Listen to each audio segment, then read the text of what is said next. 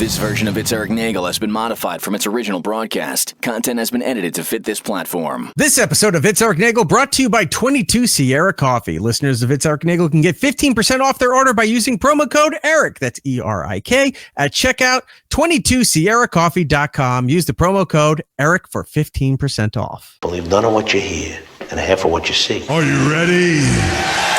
I said, are you ready?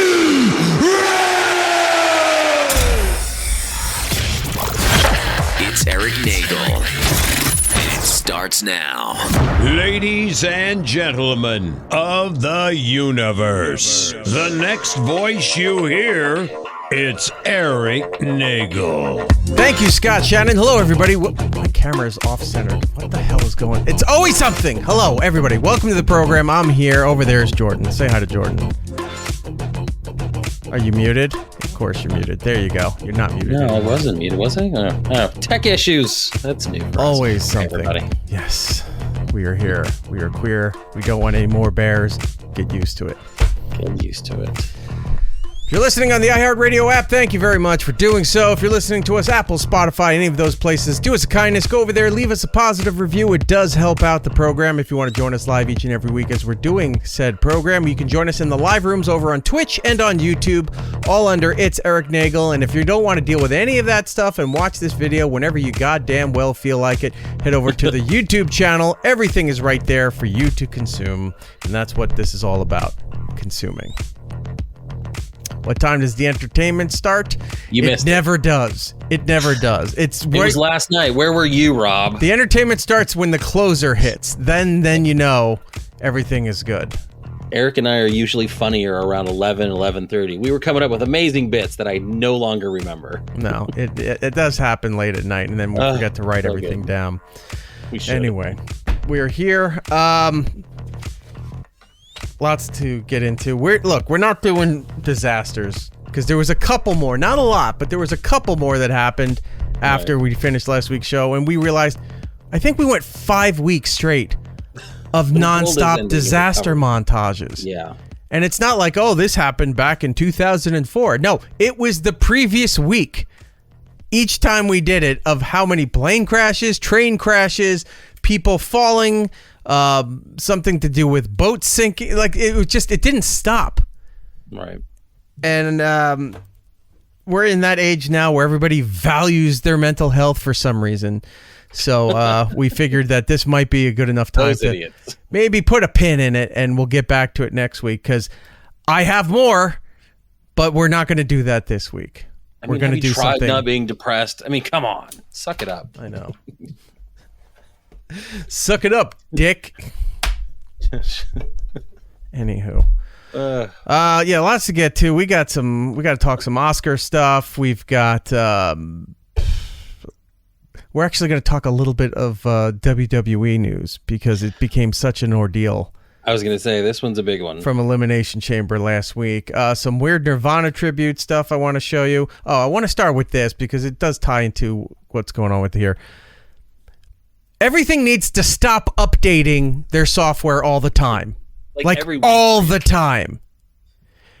Anything that goes on here, we're getting ready to go, because we have multiple PCs that are doing things here to load everything up. It's like, okay, all the editing's done, all the video stuff's done, all this shit's done. We're going to reboot to refresh. As soon as you go to do it, there's the screen. Hey, we have updates. Don't turn off your computer. No, I'm turning the computer off because it was fucking slow. It has to get rebooted. And then you're sitting there like, how does every time you have to reboot something, there's all these updates? And I went and looked, it's like automatic updates. So this should be doing it like in the middle of the night or in the morning when I'm not using this thing. It should automatically be doing it, but it doesn't. It's so as soon as you go to reboot, hey, we've got like 7 weeks of updates that you didn't bother to install, so we're going to do it now for you. No, you're not. And then it reboots, and you get to the main login screen. And Windows now needs to tell you, you're not done setting up Windows yet. I've had this window. Where are we at? 2000. Where are we at? Windows 11 now? I don't know. I use a Mac. Right, something like that. I've had it for years. What hasn't been installed in all this time? Oh, well, you're not using Bing. No, fuck you and fuck Bing. I'm not using Bing. Still trying to push Bing on. I don't want Bing on there. They keep trying to say, we want to set it to your default. No, leave my Chrome alone and go the fuck away. 2, this thing called OneDrive, which is essentially cloud service. It's like the Google Drive or people who still use Dropbox for some reason. It's like that. You haven't set up your OneDrive. We need to do your OneDrive. No, we don't. How do I get out of this thing? It's either says install or remind me in 3 days. There's no cancel or not interested or none of those options. Those are the 2 options you have. Install or remind me in 3 days. You're like, whoops, well, this is future Eric's problem. See you in 3 days, sucker.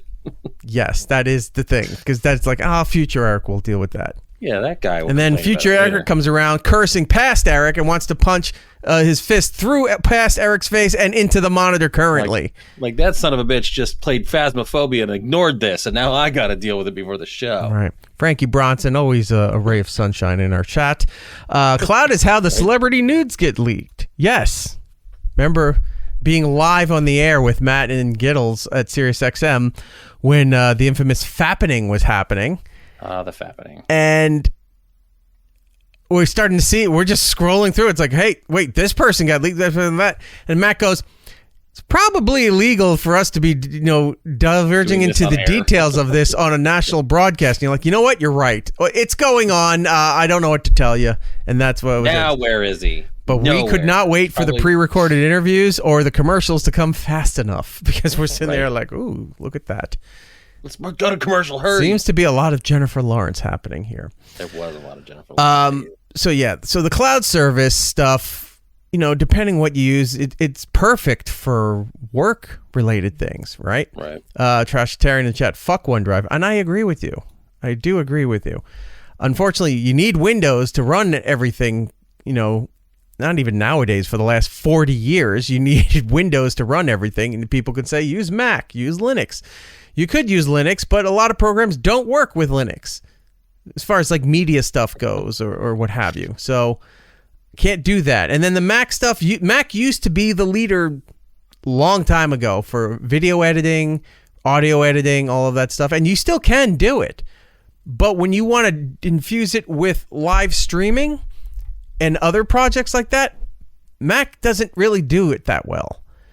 So it's like, I could do all my stuff here. Then you need the cloud service to transfer it from the Mac to this to put it on the PC to do that. So how about I just try to figure it out on the that's why I have the 2 PCs set up to transfer everything over to here. This is for broadcast. This is for editing. This is for the radio stuff.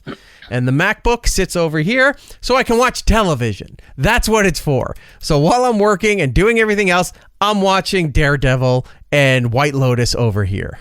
It's really funny with your little soapbox rant about Windows and Mac. Right.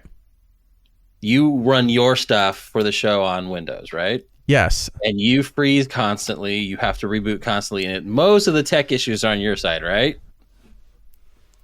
Go ahead. I have never had an issue, and I'm running my MacBook right now. But you're just not one problem. You're essentially a guest on this software. Aww. You're not running everything like I'm running over here.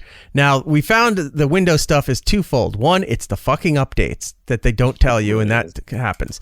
2, the thing with the camera, I'm convinced it's this thing called CamLink. It's this thing that converts the HDMI to, I think it's like USB 3 or 2 to the computer. So you can plug it in there. And I think that's the problem. I think those things burn out after a while. So I'm going to have to order a new one.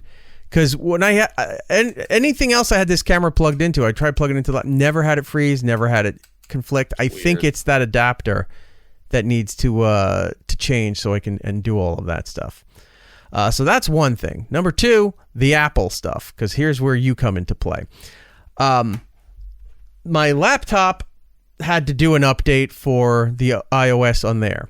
My phone did one recently because I never set it to automatically update on my phone, ever. Mm-hmm. I've seen too many issues where the newest iOS goes in there, and then for 2 weeks you hear about all the problems and nightmares people are having. And then eventually the bugs get fixed and everything gets patched and then it's good to go. But why be the first to take all the new software updates? Why not just wait a couple weeks and let everybody else deal with that, and then you get the fixes for it, right? Right. My phone did another update. What iOS are we currently on? Does it tell me? It should tell me. Yeah, you right? got to go into your settings and... I'm looking right now. It is currently on iOS 18.3.1, for whatever that means, right? Though every time I turn my phone back on, there's these little red things that pop up. These two say Apple suggestions. 1, your iPhone is not backed up. Please set up your backup settings for it. And if you try to do that, it says, well, you don't have enough space for the Apple server because they only give you like 5 megs or something really ridiculously low. Yeah. You have to pay for that. I don't want that. I don't care about backing up my phone like that because I do a pretty good job of backing it up myself. Number 2, this one says, your phone, hey, just so you know, your phone can't be backed up again. If your iPhone is lost or damaged, your data could be lost. Upgrade to manage now. And it says upgrade start at 99 cents a month. So 2 warnings for the same thing. That they can't back up your phone for you. And I'm not doing it. And I can't X out of it. Like, yeah, I'm not interested. It doesn't let you do that. It just sits there. The 3rd one. You have not finished setting up your iPhone. Okay, what didn't I do? You have not set up Apple Pay. No, I haven't. I'm not going to. I never have. I'm not turning my phone into a credit card. And I've seen people do it. Why? It's so easy. They just tap their phone onto the touch screens at supermarkets and coffee shops and whatever. I rather just if I don't have my card with me, I don't buy anything then. If I don't have the cash on me, I don't buy anything then. I don't need my phone as a 3rd or 4th tier backup if I lost my wallet. I just rather not. It won't let me X out of it. It still says you need to set up Apple Pay, and there's no way to cancel out of it. I will not be bullied by big tech. Why not? They're running the government now. We got this. Different kind of big tech. Yeah. Sure. Yeah. Oh, look, here's a douche. Gone with John. Oh, the YouTube chat is ignored. Now I see why there's no YouTube growth. No, asshole, it's right here. So please feel free to share what you wish. My favorite thing is how people like to think they know how to run something. Yeah. And then they say, "Oh, you have to stop every 3 seconds to acknowledge me." The only people we acknowledge is Rob. No, and that's he's barely. Not his own sounder. That's barely because he gets 10%. Acknowledge me. See, there he is, right there. Nick S. The problem is your lighting. Also, E-Rock has a camera that makes him look 10 pounds lighter. Yeah, that's fun too. No, the lighting is perfectly fine. We got the TV lighting in here, which is great. Yours, for some reason, I think he's talking about mine. Every time I adjust it every week, it fucks up. So I gotta. It looked fine last week. I know. That's what I'm saying. Every week. Stop touching things. I don't touch anything. Yeah, it looks kind of gray. I know. I'm working on it. By the way, we got to acknowledge it's your birthday today. Is it? Everybody say happy birthday to Jordan. Shut up. How old are you now? 40? 41? Somewhere in there, right? Yeah. Sure. I got this notice sent to me today that it was your birthday, and then it turns out it's the lead singer of Bowling for Soup. Bowling for Soup. I want to be like. Isn't his name Jordan too? I want. No, I don't think so. Is it Larry? Could be. Maybe it's Bert. I always want to be mad that you make this joke, and then I'm looking at his hair, and I'm looking at my hair, and I'm like, all right, you win. The hair and the disheveled beard. It's always you. Yeah. So happy birthday, Jordan. Well, you know. My birthday was this past weekend. Right. How'd that go? It went pretty good. Went rather well. And it went well because I did not do anything for my birthday, and it was fantastic. A lot of people were saying you should go out there and do something. Why don't you go out to dinner? I do that every now and then. It's nothing like if somebody wants to take me out to dinner, fantastic. I will never say no to that. But if I got to make all the plans, it's just like I really don't care. Yes, because as we remember last week, you regaled us that you had to go pick up your own birthday stuff, your own dessert. Were you picking up any presents of your own? I think I remember you saying you had to go pick up some. No, I didn't pick up. I didn't pick up any of my presents, but I was told by a lot of people in my family, "Oh yeah, your gifts won't be there till later," which means they forgot, right? And they just ordered in the last minute because Facebook reminded them, which is another thing. I got a lot of well wishes on Sunday and into Monday. And I started to realize, I'm like, nobody pays this much attention to this stuff. So you know how you put out the typical message after you get all those birthday wishes that you say, "Thanks everybody, I appreciate it. It was a great day," something like that. I truly feel loved. You acknowledge that, right? Right. And I said, "Thanks everybody for the birth," whatever I put. And I said, "Facebook really did a good job this year letting you know it was my birthday." Told him my bit is I'll go in the day after and I'll thank everybody, and then the people that didn't, I tell them that you're off the list, and I usually get rid of people on my Facebook just for funsies. Well, I should. The girl that handles that goes through and cleans up the social media for us. Mm-hmm. Maybe I should give her the Facebook access too. And I said, "Hey, clear out everybody who didn't say happy birthday, including family. Start with them first. Start with them first. See you later." Yeah. It is the best month for birthdays. Gabby's got a birthday coming up, I believe. I had mine, and as we saw, Jordan has his today, so that's fantastic. Keep that picture for July when it is my birthday. All right, you think we're kidding, but we will have that there for you. I'm aware. Jared in the chat Jared the Geek saying, "How about the banana cream pie?" Yes. So, if you're not aware with the story, last year I was asked, "What do you want?" Because I don't enjoy cake. I don't like cake. Cake is terrible. And I said, "You know what I could go for?" I said, "Get some banana cream pudding or something, like from Magnolia's, that kind of level, where it's fresh made. It's got the chunks of banana and the vanilla wafer. It's not like instant pudding. It's the real stuff that they make at a good bakery." I was assured that would be the case. Birthday comes around. This was last year's. Yeah, and this showed up, and I go, "What is this?" "Oh, this is your banana pudding." It was mostly fudge and like ground up like brownie, and they just put chunks of banana in there. It was a whole disaster. It had gummy worms in it. It was a whole child's dish. Yeah, it was a dirt cup, essentially. And that caused a big problem because at that point, during that birthday dinner last year, I did not hold back. No. And from refraining from my aggravation, as I usually do when food is served incorrectly or something's inappropriate, whatever, I went off and I said, "This is terrible." I said, "You put no thought into this and go, oh, this is not what I wanted. You asked me directly, and this is the complete opposite of anything I wanted." And it caused a lot of problems last year. So this year, you are truly an adult now. Yes, all the problems that happen on your birthday do make you an adult. So they said I was offered and said, "What's happening in there?"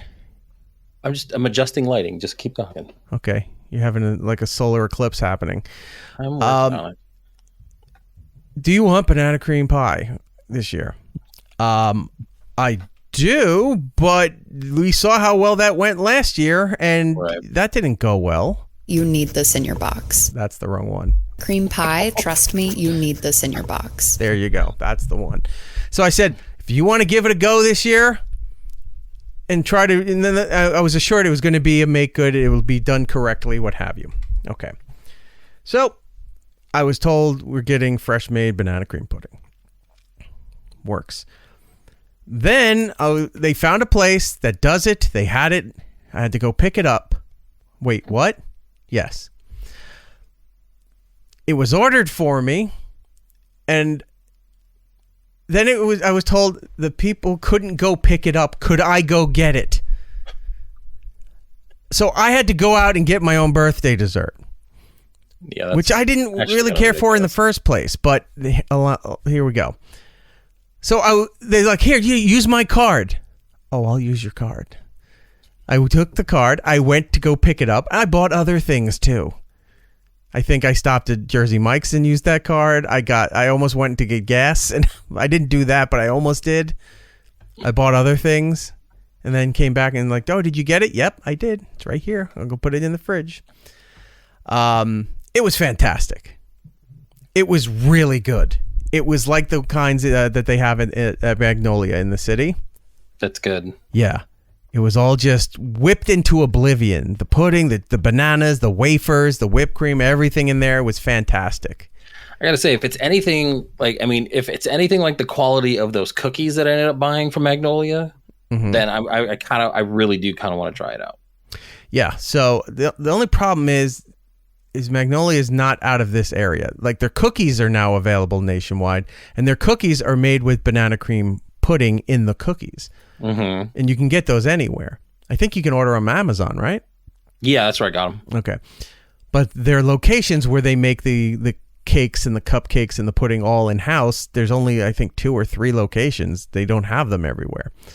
So next time you're here in the New York City area, we'll have to take you in there to go and to get all of that. But it was fantastic. The dinner was great. Had my favorite meal of all time, the German goulash with the cucumber salad. Yeah, that looked really delicious. Good. I don't have the photo, do I? I should have brought that in. You told me that you saw the photo and you thought like this was going to be disappointing. You sent me the picture of your meal, and it legitimately, at first glance, it looked like it was just steak chunks on top of like thick noodled mac and cheese, like a homemade mac and cheese with the thicker like elbows. Right. And I'm like, oh, he got a disappointing dinner. And then the more I looked at it, I was like, okay, it looked a little bit better than I thought. And then I realized it wasn't like a mac and cheese. Yeah, that looks like, that, can't beat the Mexican Coke, can't beat the goulash. But at first glance, it just looked like you were doing like dinner for one while watching like old reruns or something. No. So it's noodles melted in Swiss and Jarlsberg. And then you've got this stewed meat and gravy combination, and it's spices and wines and all this other kind of stuff. It's not just like brown gravy. It's right. It's a whole ordeal. And then the German cucumber salad, which is fantastic. It's like some seasonings. It's white vinegar. It's sour cream. You got to dehydrate the cucumbers with salt and then rehydrate it. It's a whole to do, and it's amazing. And then of course Mexicokes, so good, the top tier beverage of all time, Mexican Coca-Cola. Gabby just calls him Coke. Yeah, but see, she gets it. She gets it. So that was good. Presents were fine. I wasn't really looking for anything. This one was the most exciting one. And we got here. I love it. Bananas. I figure you probably were, so I actually this is the hat I bought at the game, so I got myself a little Savannah Bananas love too. Put the hat on, I'll show the shirt, and then we'll send it to them, see if we can carry their favor for something. Look at that. We'll screen cap that. Curry. Banana curry, their favor? Okay. Gross. We can do that. So that was good. And then let's see, I'm about 4 or 5 days removed from my birthday. I still have presents that are coming, that I've been assured are coming, and have not received anything yet. So look, Eric, you still have a Christmas gift coming from me. That is true. So, that is true. I don't know what to tell you. Yeah. I can't judge your family too much. Right. What is Nick's issue here? Why didn't you just get fast food? Because fast food sucks. Plus, you're spending the same amount of money Nick, at this point. Watch or listen to the show for a while, and you can see that is for whatever you think out there about me on the internet, whatever the ongoing storylines are. I am not a supporter of fast food. McDonald's is terrible. Burger King's even worse, and I don't know how that is possible. Wendy's, not too bad. Chick-fil-A, not too bad. Five Guys, I'll put that up there. That's not even fast food. That's more of like a fast casual kind of thing, because it takes a while. But fast food is terrible, and it's way too expensive and for shitty food. So why even bother? Just go to quality places or make it yourself. You don't need to do any of that stuff. There you go, attaboy. Treat yourself, as little Jimmy would say. You're right, Frankie Bronson. I always make sure to treat myself, because if I don't, who's going to? Not me. Not many. You should always put yourself first in almost every situation that you possibly can. Classic narcissist. No, it's reality. People try to make everything about themselves by putting videos and photos and shit out there because they want attention. They want to draw the... Don't do it for attention. Do it to show it's like, I only give a shit about myself. That's how you should put it out there. When you're at a nice restaurant, you're on vacation, don't need to see your fucking feet at the end of the beach blanket or the lounge chair showing the ocean. That's gross and disgusting. You're not doing it for the gram? No. Take a nice photo of a luxurious place, and it's pretty much saying you can't afford to be here, or you can't be here, but I am. That's all it has to say. And then let them figure out the rest of it. You don't need to follow me on my journey as I take you to this brand new resort that I'm going to. No, I don't care about your journey. I hope it ends and shows up in next week's This Week in Disasters. I don't care about your journey. Go live a life. If you're showing that you're living a life and you're living a good life, fantastic. I don't need you to sell any products. You're not an influencer. I don't give a shit about any of that. Just show. Half the time, you don't even need to show what you're doing. If you're not doing anything for a while and I reach out, it's like, hey, what, I haven't seen you online in a while. You cool? Everything's good? Yeah. And they tell you, fantastic. You're just not living online? Even better. Glad to hear that. Dirty banana pie. Oh, that was the old other photo. Gotcha. And also the show title. Yes. Always back to food. Yeah, Nick. Go with what you know. Great. Be an expert on something. Oh, look, Trashitarian knows. Goulash is life. There's another good goulash, too. There's a Hungarian one, which is fantastic. The more tomato-based one? Yeah, it's more of the red sauce. That's what I usually make. That one's pretty good. That's why I didn't know that you had goulash, because it didn't look like the same way I would do it. Like, yeah, it's the German one. Now, I've had people say this to me, like Frankie Bronson is in here. I said this to you last night, actually. That spatzel is top notch. It is, and I'd like to try that. I'd make it with the spatzel. You've never had it? No, in the goulash. I mean, I would like to try it in that with the cheese and all. I might give that a try. But somebody wrote me and they said, "Why are you using these noodles when you could use spatzel?" Yeah, I could, but I told them what else I did with this or what else is there. And they're like, "Oh my God, that's amazing!" So yeah, I'll combine them. Maybe next year I move off the regular noodles and do the spatzel with all the cheeses and everything. Yeah. That'd be fantastic. It's really good. Like I think me and the kid had some in Germany. Like it's the first time I actually had it was in Germany, and it was fantastic. Right. And I was telling you, like, I don't have any good German places close to me. Like, so I need to find somewhere that can give me that fix, because I just learn to cook it yourself too. You know, there's that. Yeah, I just got to find the time. But yeah, I mean, definitely down to do that. I have all these cookbooks that have been stacking up, and over the years from when we had chefs or doing Roland's Food Court, and I sat down a couple weeks ago and I just started skimming through, and I bought those little color tabs that you would put on the top of like important papers that you're filing or something. Just was going through the cookbooks and color coding desserts, appetizers, meals, all that stuff. There's a bunch of shit that I'm going to try this summer. Like, I think this is the year I splurge and get the smoker. That would be good. I think I might do like the round smoker. Like I told you, my neighbor has the thing that looks like a closet. The egg, like the little that green egg thing. Yeah, green egg. I might start with that. But he's got the whole thing. It's like a closet. And then he has like the ribs and the steaks. They're on hooks and they hang in there. And at the bottom, he's just constantly changing out the wood chips. And so like he'll smoke them, I'll cook them kind of deal. We do a trade-off kind of thing. That's cool. So I, just start ordering some of the stuff and do the cooking at home. Why not? I might have to do that. I mean, I do have 3 Snoop Dogg cookbooks. I can try to find something in. It's all his Jack in the Box munchie meal, the $6 box that he got there. Oh, those are so good. Jared is saying, I have a couple of local German places that are really good. Jared, where are you located? Let us know. There's a couple of places around here. I don't think, like, relatively close. It's a little bit of a distance, but I would travel to a good restaurant if it's a specialty place. Like, there's, I'm fortunate enough, there's a great Brazilian Portuguese place not far from me, and I go there to have the radizio, which is that is pretty good. You're not topping that. And then, of course, I need to do that. And I'm like seriously like into German. So like, I really want to try some of that. Like find something close. Trashitarian saying, write in your cookbook. Yeah, I've been trying to find an app that I could put all the recipes and stuff in there.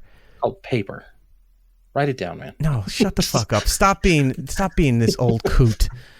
Like everybody else you just says. Complain that you don't want to like use your phone to make payments for something. I suggest writing something down. No, but I use it for it's not like asshole. It's not like I don't use the phone at all. I use the phone for a million things. You're all over the place. But I wanted an app because this way I could put the recipes in there. And then if I wanted to send them to people or trade or whatever, it's just easy to do. Like, hey, do you have that recipe of grandma's old spaghetti sauce or something like that? Oh, here it is. Send it right over. You got it. Open ragu. That kind of stuff. It's ragu and hamburger meat that was left over from the hamburger helper. And red pepper flakes from the jar of red peppers you stole from the local Pizza Hut. Right. No, so I was trying to find an app, and I can't really, because every time I've asked so many people in my life, you do a lot of cooking, right? Or a lot of women in my family do baking, which I don't bake, but they do bake. I go, do you have a recipe thing that you use? And like, oh, I got they had like a 3-ring notebook. Yeah, or like a 3x5 cards, like all like categorized. One cousin prints them out and then has them in the plastic holders for a 3-ring binder, kind of thing. And that's what everyone's saying. Just write your own book. One, my handwriting's atrocious. I'm not writing anything. I'm just not using my hands like a sucker. Not happening. 2, I want to find an app because there's an app for everything now. It's true.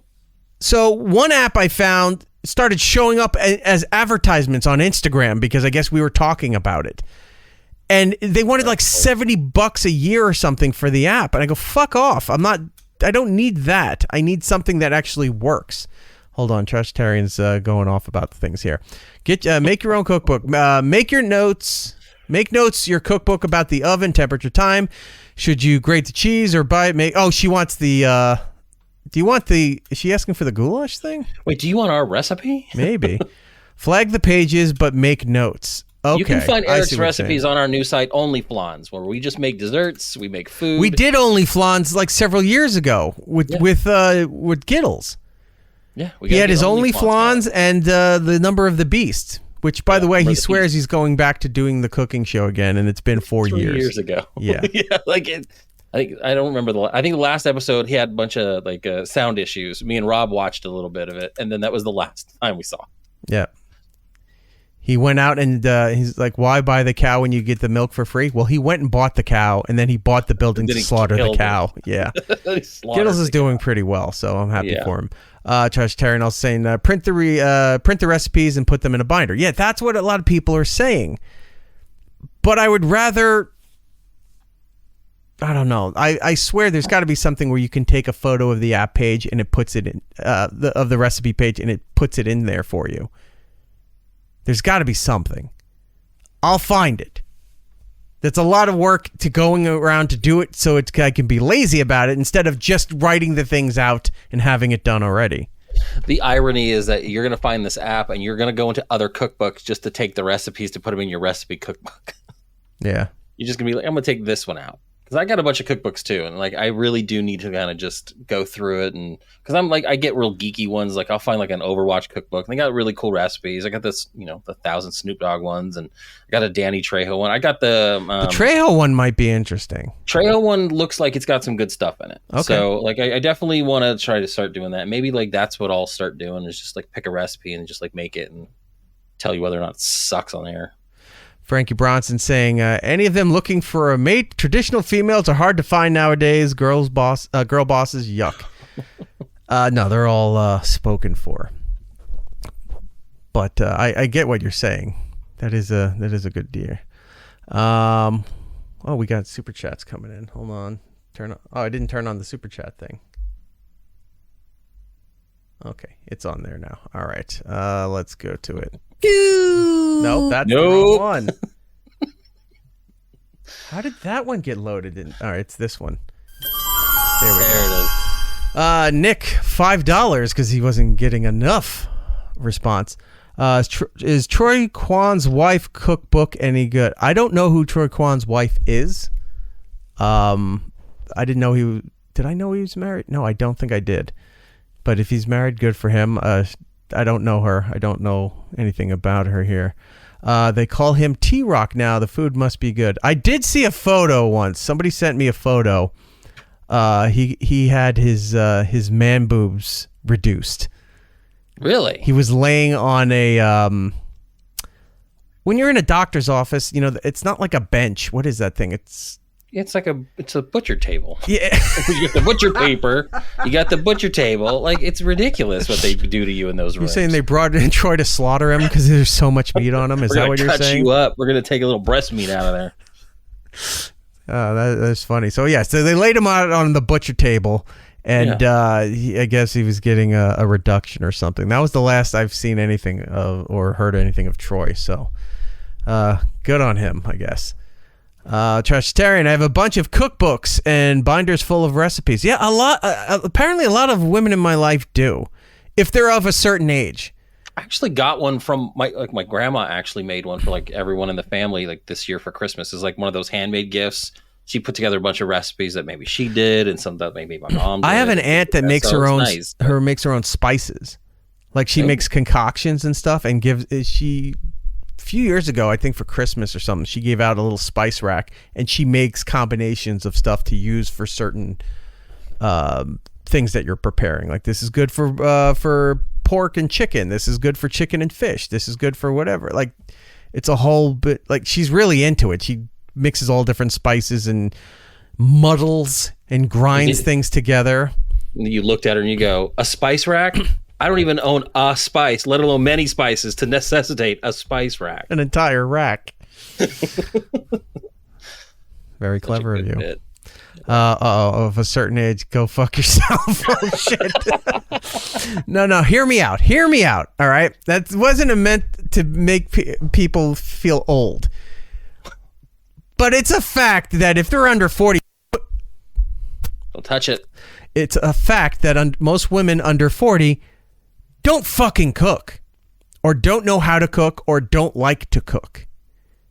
And to be honest, nowadays, I never understood back in the day when they said, oh, cooking is women's work, a woman should be in the kitchen, that kind of shit. It had nothing to do with being progressive or in liberalism and supporting women to go against that thought. It was, women don't cook that well. Some do. A lot don't. There's a reason why there's a lot of men chefs out there. There's a reason why there's a lot of guys out there that are doing the cooking. And they're not getting shit for cooking, nor should they have ever. Guys cook better than women. I'll say about 95 to 5, guys cook better than women. From my experience and from everything I've seen and read and whatever. There's nothing wrong with that. In fact, most of the time, I don't want certain women's cooking because I've tried some of their stuff and you go, there's no flavor. It's that the Simpsons thing where he's like, hello, taste, hello. He's screaming at the fork. What she said, I'm more of a baker than a cook. Yes, I know plenty of women, even younger women, who bake. They make desserts. They make cupcakes. I know a girl who was making money during the pandemic. She was making hot chocolate bombs. Mm-hmm. You know what those are? Yeah. So I didn't know what it was till she said she gave me a couple. It's hardened chocolate, and then inside it's like a bath bomb. Like there's sprinkles and all this other. Like she makes all different concoctions. She did really well with it. She leaned more into the baking, so she does a lot of the baking stuff, and that's fantastic. I offered to trade because she has one of them small women brains. Small hands. I say I know like a lot of women that cook well, not just bake, like cook well. And most of the meals that I've had, I can cook, but there's something of what age though? Well, of what age? I mean, I don't. Here's the thing: as I've aged up, I'm not hanging out with people under 30. You know what I mean? I'm not hanging out with people under 35 at this point. So but you also don't have family that likes each other, That's a good point. I have family that insists on doing things together all the time. So I have family in every direction. You got a lot of problems. But there's tiers. Like our age and up, my mom's generation, my grandparents' generation when they all cooked. Like full on cooked. They didn't buy spices and stuff. They chopped everything themselves. They went to farm stands and garden not gardens. I guess it's like gardens. They're places where they're selling plants or whatever, but they also make spices and berries and all those things. They grow all that stuff. You can buy them there too. Like they would go to those places, make everything themselves, and then spend a Saturday and Sunday baking all kinds of breads and pies. And then Sunday was the meals where they're doing lamb and they're doing sauces and they're doing all these kind of things. And that seems to be lost in a lot of younger people. They don't like cooking at all. I'll even say younger guys don't like cooking. Well, and I don't get it. A lot of that stuff is a lost art. I mean, you've made grabbing food easier. We know we're eating fucking Taco Bell constantly instead of using all the buffalo. I mean, the times have changed, things shift. So right. I would rather, I mean, eating unhealthy and eating fast food is easier. I would rather cook. It's just, I have to find the time. Right. And I think that's what a part of it is that everyone is now so stretched thin. You don't get the traditional dynamic of the 50s where man goes off to work, women's at home learning how to cook, bake, all that stuff. Like everything shifts. So no, I get that, but cooking is not something that should be generational in the sense of like there may be approaches to it, but cooking is a necessity of life. You should know how to do it. And a lot of people don't want to do it. They just want to eat fucking fast food or DoorDash. They spend all their money on DoorDash and then wonder why they don't have a pot to piss in. There's an old-timey term for you. When it comes down to things, it's like, oh, how come you have this? Oh, you make this great stuff. Yeah, because I buy the meat. I know how to dry age it to an extent. I can't do like what Gittles does, or I know how to marinate things. I know how to prep stuff like that. It takes time, but you should have fun doing it. I think it was Schitt's Creek. There was an episode where they were trying to make something or bake something. And this kind of reminds me of that, where like you have to fold something in. They're like, what do you mean fold something in? Like basic cooking techniques or baking techniques. A lot of people don't know how to, like, they don't know how to fold eggs into a batter or something like that. And you're right. I mean, at some point that it's almost a lost art. Because like I have a couple. I don't have a lot of younger family that I have a couple friends who went to culinary school. I think he still has a couple of restaurants. I haven't talked to him in a while. I have to see what he's up to. But he had some restaurants upstate New York, right? And the other one cooks, went to culinary school, knew how to cook, does all these things. He does something else now, but he's still very active with cooking on his own.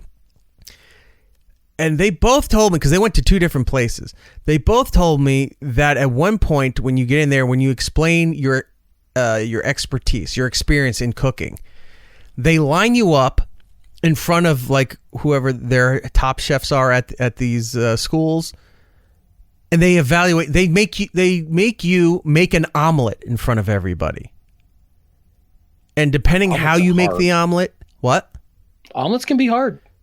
But apparently not, because it's cooking eggs all the time. It's used as a measuring stick of what that you know what to do or you have no idea what you're doing.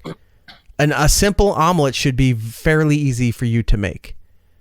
And there's people who go in there and can't make a fucking omelet, and then they got to start from scratch from everything there. So if you know how to make an omelet, or if they say, all right, make this omelet with this kind of stuff there, because there's two kinds. There's like a French omelet and there's an American omelet. And the French omelet is fluffier. Yeah, it's fluffier, more cream based than the American one. The American one's almost like an empanada at that way. It's just folding over and frying the sides and stuff. But you go through the testing, I guess, to make the omelet. And if you can't make an omelet, they're like, "What the fuck are you here?" And even that basic line of, if you can do this, you can then move on to other things, is not there for a lot of younger people. They just don't cook. Now, I'm not saying all people under a certain age don't know how to cook. There are some. But as a whole, they all have no interest in cooking, know how to cook, or afraid to cook, or something. And that's mind-boggling. But anyway, Tom saying women under 40 that do cook put kale and zucchini in everything. I like zucchini. Kale I can do without. Kale is zucchini terrible. I like. Right. It's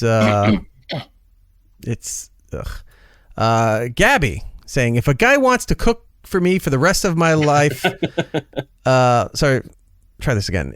We're very tired, and we'll get into that in just a second. If a guy wants to cook for me for the rest of his life, believe me, I will let him. Yeah, why not? I do all the holiday meals.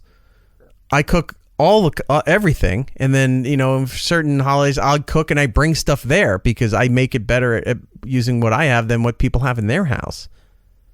Plus, having double ovens helps too. Gets everything done a lot faster here. Look at this guy with two ovens. Tom, who the fuck wants zucchini pancakes? Yeah, I'm with you with that, but I don't mind zucchini in other ways. You know what else I don't like? I don't like bread. I don't like zucchini. Do you ever have zucchini fries? Yes, they're delicious. Dude, anything breaded is breaded and fried. You're not wrong, but it's weird. I don't want zucchini fries. I actually had bread, like deep fried like jalapeno poppers today. Like I just stopped off and grabbed Wiener Schnitzel, and they had like the jalapeno popper, so it was like cheese and jalapenos, and then it was deep fried and breaded. Oh, so good. This is why I'm never gonna lose weight. Casey in the chat saying, I am the grill master of my household and I bake cupcakes. That is a unicorn in the wild, my friend, because I'm aware. Not just for her doing it, but when people are good at cooking, it's like left brain, right brain kind of thing. You're either great at baking and you're not that good at cooking, or you're good at cooking and you don't do the baking. Like, it's rare when you pull off both, because baking takes a lot of fucking time. More so than the cooking. Well, baking is more science. Like you can cook and you can grill and you can do all that stuff with, I hate to say it, with heart. Like, you don't have to like think about measurements. You raw animal heart, right? Take a bite into it, make sure it's fresh. Yeah, bite into it. Kalimo. But baking is that's how Giddles makes his meat pies. He just sits there with a heart.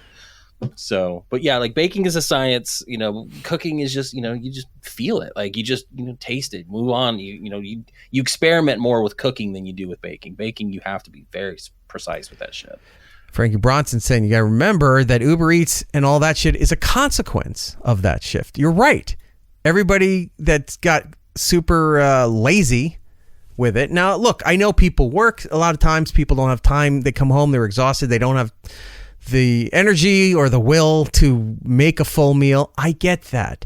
But then when you have weekends and special days and holidays and stuff, and you still aren't doing that, it's one thing if you ordered, because I've done this around Easter, I'll get like the honey baked hams kind of thing. Like there used to be a honey baked ham store not far from here. I would order that for Easter, but there's other places now that will do the full ham stuff, and I'll just go and get that. And if I'm having family come over, something just because it's easier for the amount of people that are coming over, that's fine.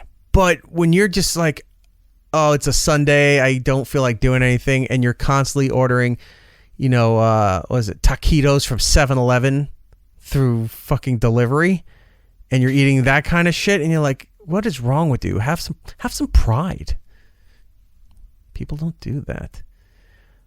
Nick saying, younger people aren't obsessed with food. You're rich. You pay to get food you want. No, I buy the food to make it. That's not being rich.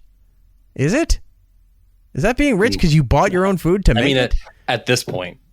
Like at this point, you got to be rich. Once those tariffs kick in, yeah, then maybe you are right. But no, I mean, steak. You could go get a steak. You can go. Chicken breasts aren't that expensive, and you can prep. There's plenty of people that prep food for the week. I used to grow up thinking chicken breast was the way to go because it's a lean meat, it's white meat.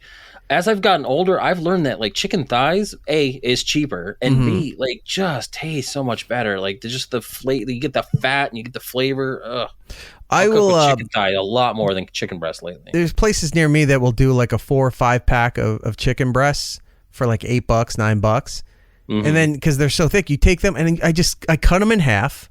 So now you go from 4 to 8 or to 10, depending. And I am obsessed with the vacuum sealer machine that I have. Oh, that's right. So I get all the meats and everything, and I just vacuum seal everything, and I have my freezer outside stocked.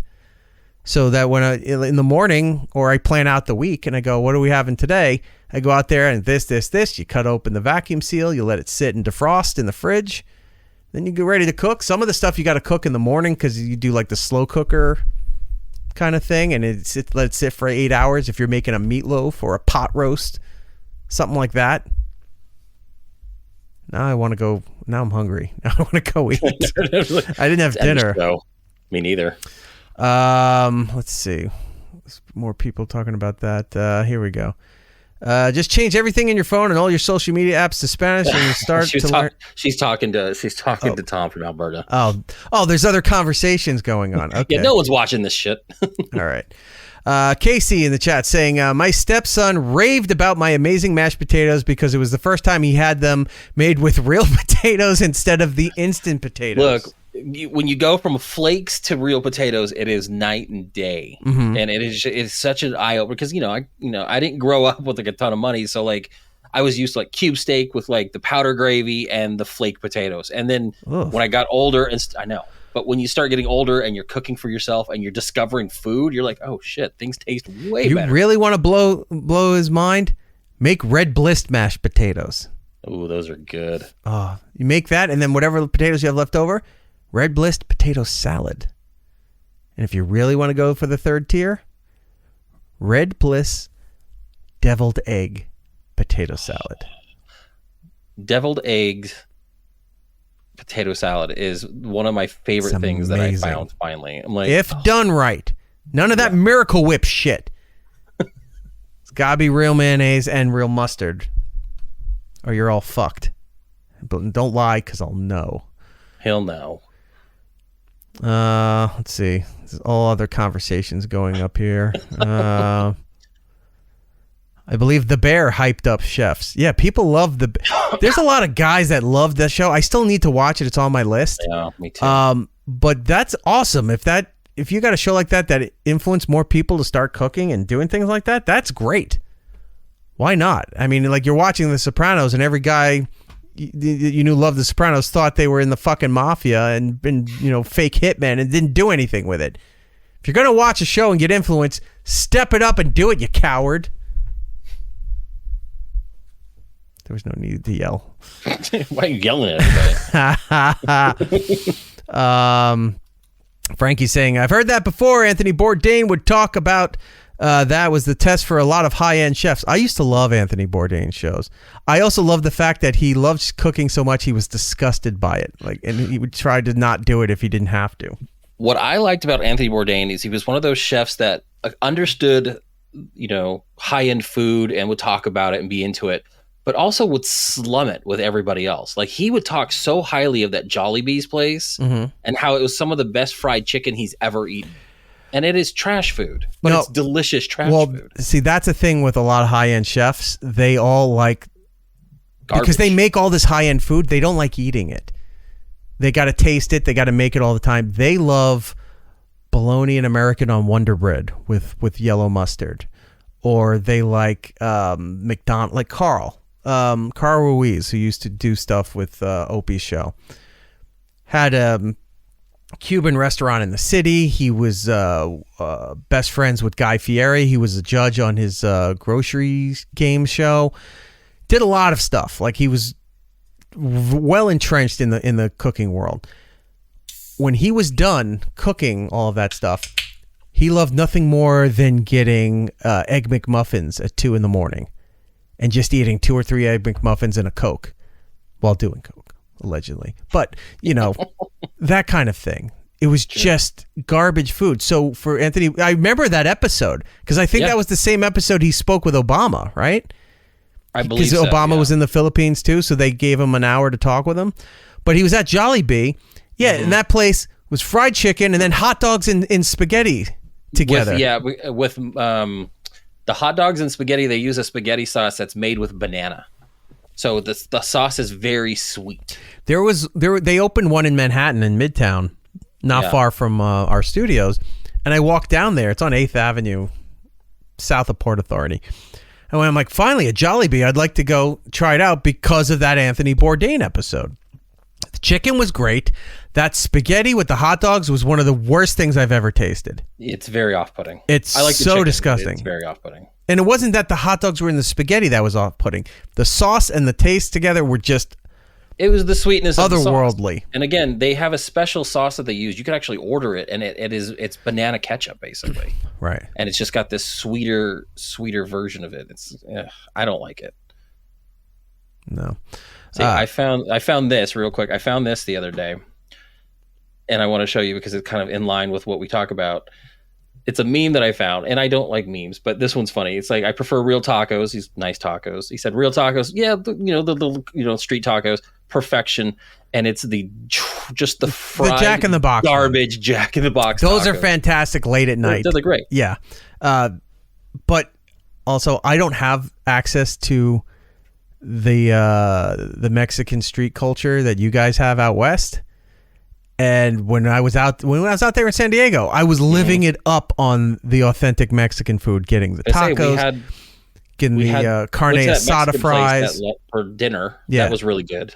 And then afterward, we got Jack in the Box. Well, tacos. that was my guilty pleasure because I don't have Jack in the Box out here, so I wanted the sourdough Jack, and damn it, I was going to get a sourdough Jack. Yes, you did. But yeah, I would love street tacos. There's an account I follow. I think they're originally out of Virginia, North Carolina, Virginia. It might as well be the same thing when you're that close to each other. Holy fuck! I just opened my Instagram and that account showed up. Are you serious? So I'll promote this guy. We're listening here. Flavor Hive Truck, all one word, HIVE. This guy specializes in you know what? Fuck it. Why don't I just bring the video up? Why don't I do that? Sure.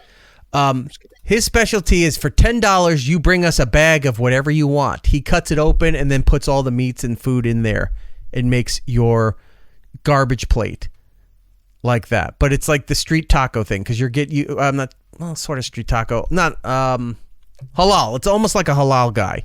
Oh, I love halal. So there's chicken, there's beef, there's the gyro, there's all of that stuff. And they put it into, like, people are bringing sriracha chips and Fritos and all that stuff. Let me see if I can pull this up here.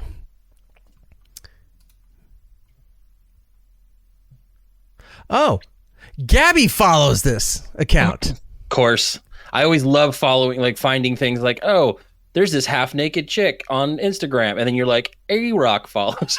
I'm like, okay. Do I? Please let me know which one. Sometimes.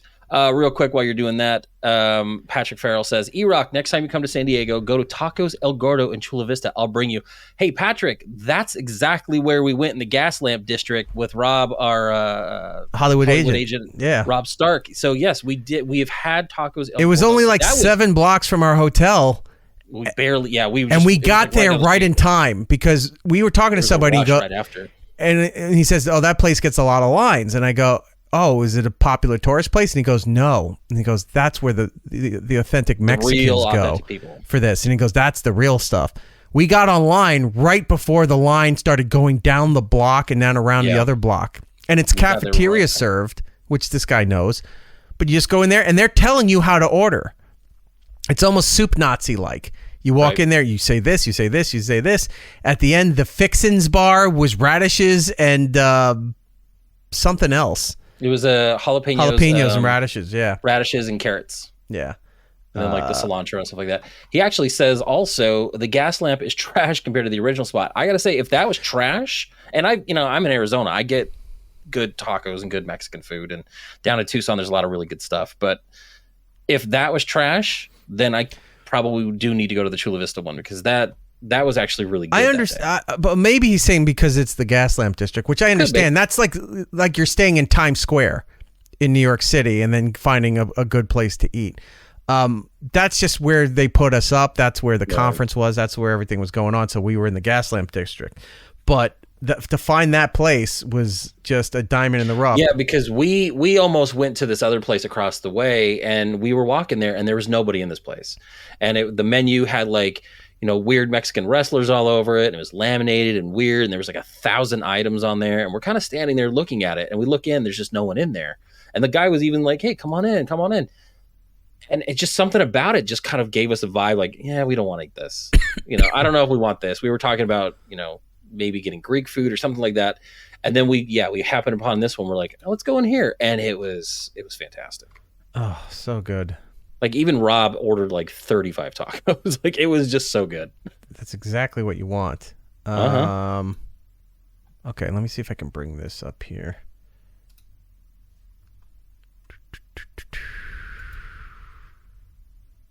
Oh, we're sharing another screen. Whoops. Forgot we were doing that. All right, we'll go to this screen right here. Turn the audio on. How do I get this to enlarge? It's not doing it. Why isn't this? I hate going to the internet to try to pull videos up. Usually I download everything, but stupid internet. It is. All right, hold on. I apologize. Let me just start this again. Share screen. We'll just go to this way instead. All right, that should do it. Here we go. Ready? Look at this. What was that? Chicken and rice. Chicken and rice? So you just bring the bags, they cut it open on the side, and that's your Just dish. making like walking tacos. Walk up here and wait for us. I mean that's good. I'm not gonna complain about this. All the veggies? And it's $10. Next. All different sauces, hot sauce, like all the degrees of heat. White sauce? I'll do white. The chicken and the lamb, rice. I love these kind of People are places. saying they can't see it. Everyone's saying they can't see this. They can't see it? No. Nope. Can't That's see impossible. it. No video. We see nothing. What do you see on the side then? Audio only. Really? Really. Okay, hold on. Let's try it again. Well, it looked delicious, everybody. I don't know why that would be the case. Let's try this again. See, this is why I hate doing it this way. Right there. Frankie Bronson saying it was the background. What was So maybe it's not bringing the video up. It's just showing the background of what the video's embedded in. All right, hold on. Do you see that? Don't yell at them. They're trying to help. Answer me! Look, you're making Dad mad, guys. Please answer him. You got the chat open. I don't have it open right now. There's a delay, so I mean, you're asking now. Nope. Patrick's saying no. Tom is yelling no back, so he's giving that Canadian sass that we've come to love. All right. Also, he also like 5 minutes ago he sent me a picture of all dressed, and I'm like, oh, I'm eating more chips. Usually it's dick pics, but it's glad to see you put on some clothes. No, it was still a dick. We've got more consumer stuff coming too. Oh my God, we did an hour already, and all we talked about was my birthday and food. Well, that's good. I mean, it's a nice offset from we're giving the people what they want, Eric. I guess No one so. wants to hear about anything else. God, I'm behind on the chat here. Then, let's see. Going back, seeing what we can hand here. What is this? Patrick Farrell in the chat. Doing a great job, E-Rock. Always loved hearing you on O&A. It's a shame that Bam's lover's husband had to ruin everyone's fun. Well, that's we've debunked that. That was not a case. Yeah, he's lost in the weeds, and I don't think he's meant for this world anymore. So it is a shame that that's where it's at. But he's also saying next time you come to San Diego, oh, you brought this one up already. Okay, that was the same guy, right? For the tacos El Gordo. Yeah. Now I want that. I know, because I got what did I think I got the fries. I think I got the carne asada fries. I got those. I got whatever he was just carving off the spinning meats. Well, I knew you wanted probably some tacos, and then you're like, ooh, what you got sounded good. And when they gave me mine, it was huge. Like, I just got the normal, and it was huge. And I when I walked past you when you were about to order, I was like, get the half size. And you got the little one, and it was still a lot. Yeah, but I was glad that I went with the smaller version of it. Yeah. Let's see. That was good. Big Red Tower. Chrissy fixed it with a couple clicks, so I don't think it's a show break. All right, so I'll have to. You know what? I'll explore that offline. I've never had that before, where we had the issue of bringing the internet pages up, and it wasn't working. Since we're talking about food, and we can move on to other things. Elimination Chamber happened last week. Everybody's been talking about the John Cena heel turn. Now he's a bad guy for the first time he started as a bad guy when he was doing the Doctor of Thugonomics, Word Life, that kind of stuff. But he became an anti-hero, like a Stone Cold, you know? So he was never really the bad guy ever in his career. People loved him. And you saw, especially in the last 20 years, he was the face of the WWE. Mm-hmm. Sold the most merchandise ever. Also did the most Make-A-Wishes fulfillments in the history of that organization. The guy's money. And people, the audience of wrestling, wanted Cena to turn heel many times throughout his career. And Vince McMahon would never allow it because you would lose money by doing that.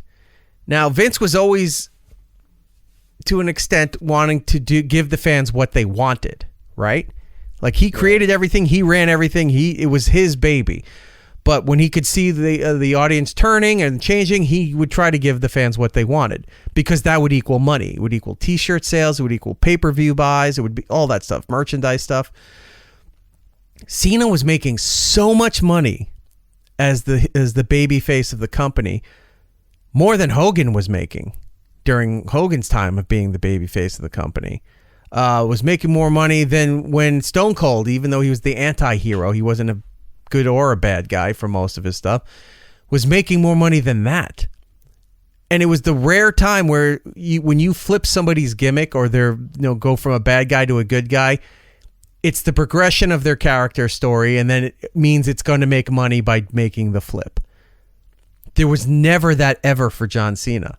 Like, you would lose money if you flipped him. Even though the audience wanted him to be a bad guy, they would lose money if they did that, which is why he never did that. And Cena has always said, he was all about doing business. He's a businessman, and he will do whatever is best for business. This year, he came back. It's his retirement tour. He's doing all these things, and he admitted during one of the press conferences that him going to WrestleMania and getting breaking the record of 16 heavyweight championships, it's him and Ric Flair for the most of all time. Breaking that record, he now feels is best for business. Him going to WrestleMania is best for business. He's now leaning into this.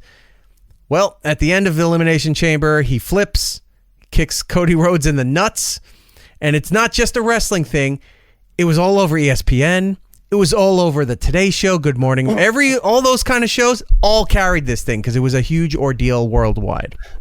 This is how I knew this was a big deal, because I wasn't watching. Right. And we were texting that day and that night for a little while, and there was a long lull in your responses to me, and I sent something to you, and I thought it would be cool, and you were like, very nice, and then you're like, sorry, it's been a night of emotions. I'm like, oh no, what happened? Are you okay? And you go, Cena turned heel. I'm like, fuck. It's a wrestling I was bit. Lying. I wasn't that upset. I was really, it was laughing at it because I saw it. I could see it happening. You're like, it's a night of emotions. And I was just like, it's so emotional. Just seeing it turn heel. I don't know how. I'm so distraught. I'm like, good for you. But no, it brought me back in. Like, I've been the way wrestling does to stuff now.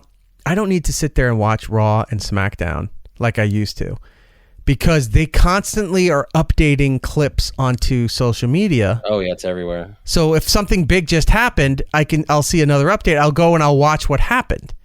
And if I want to see the expanded version, they put it up on YouTube like after the broadcast is done. So now I can see what's going on there. And they've also been doing behind the scenes, like here's what went on after the cameras went off for the broadcast. Yeah, they're doing like full like basketball, like after, like they're doing interview panels. Well, they're doing it because of UFC, because they're all the same company. Weird, so yeah. No, but it's great because it's like I'm watching it. I'm keeping tabs on everything, but I'm not sitting there wasting 3 hours on Monday night watching whatever. Now I do flip over because it's on Netflix, so it's a little easier to watch.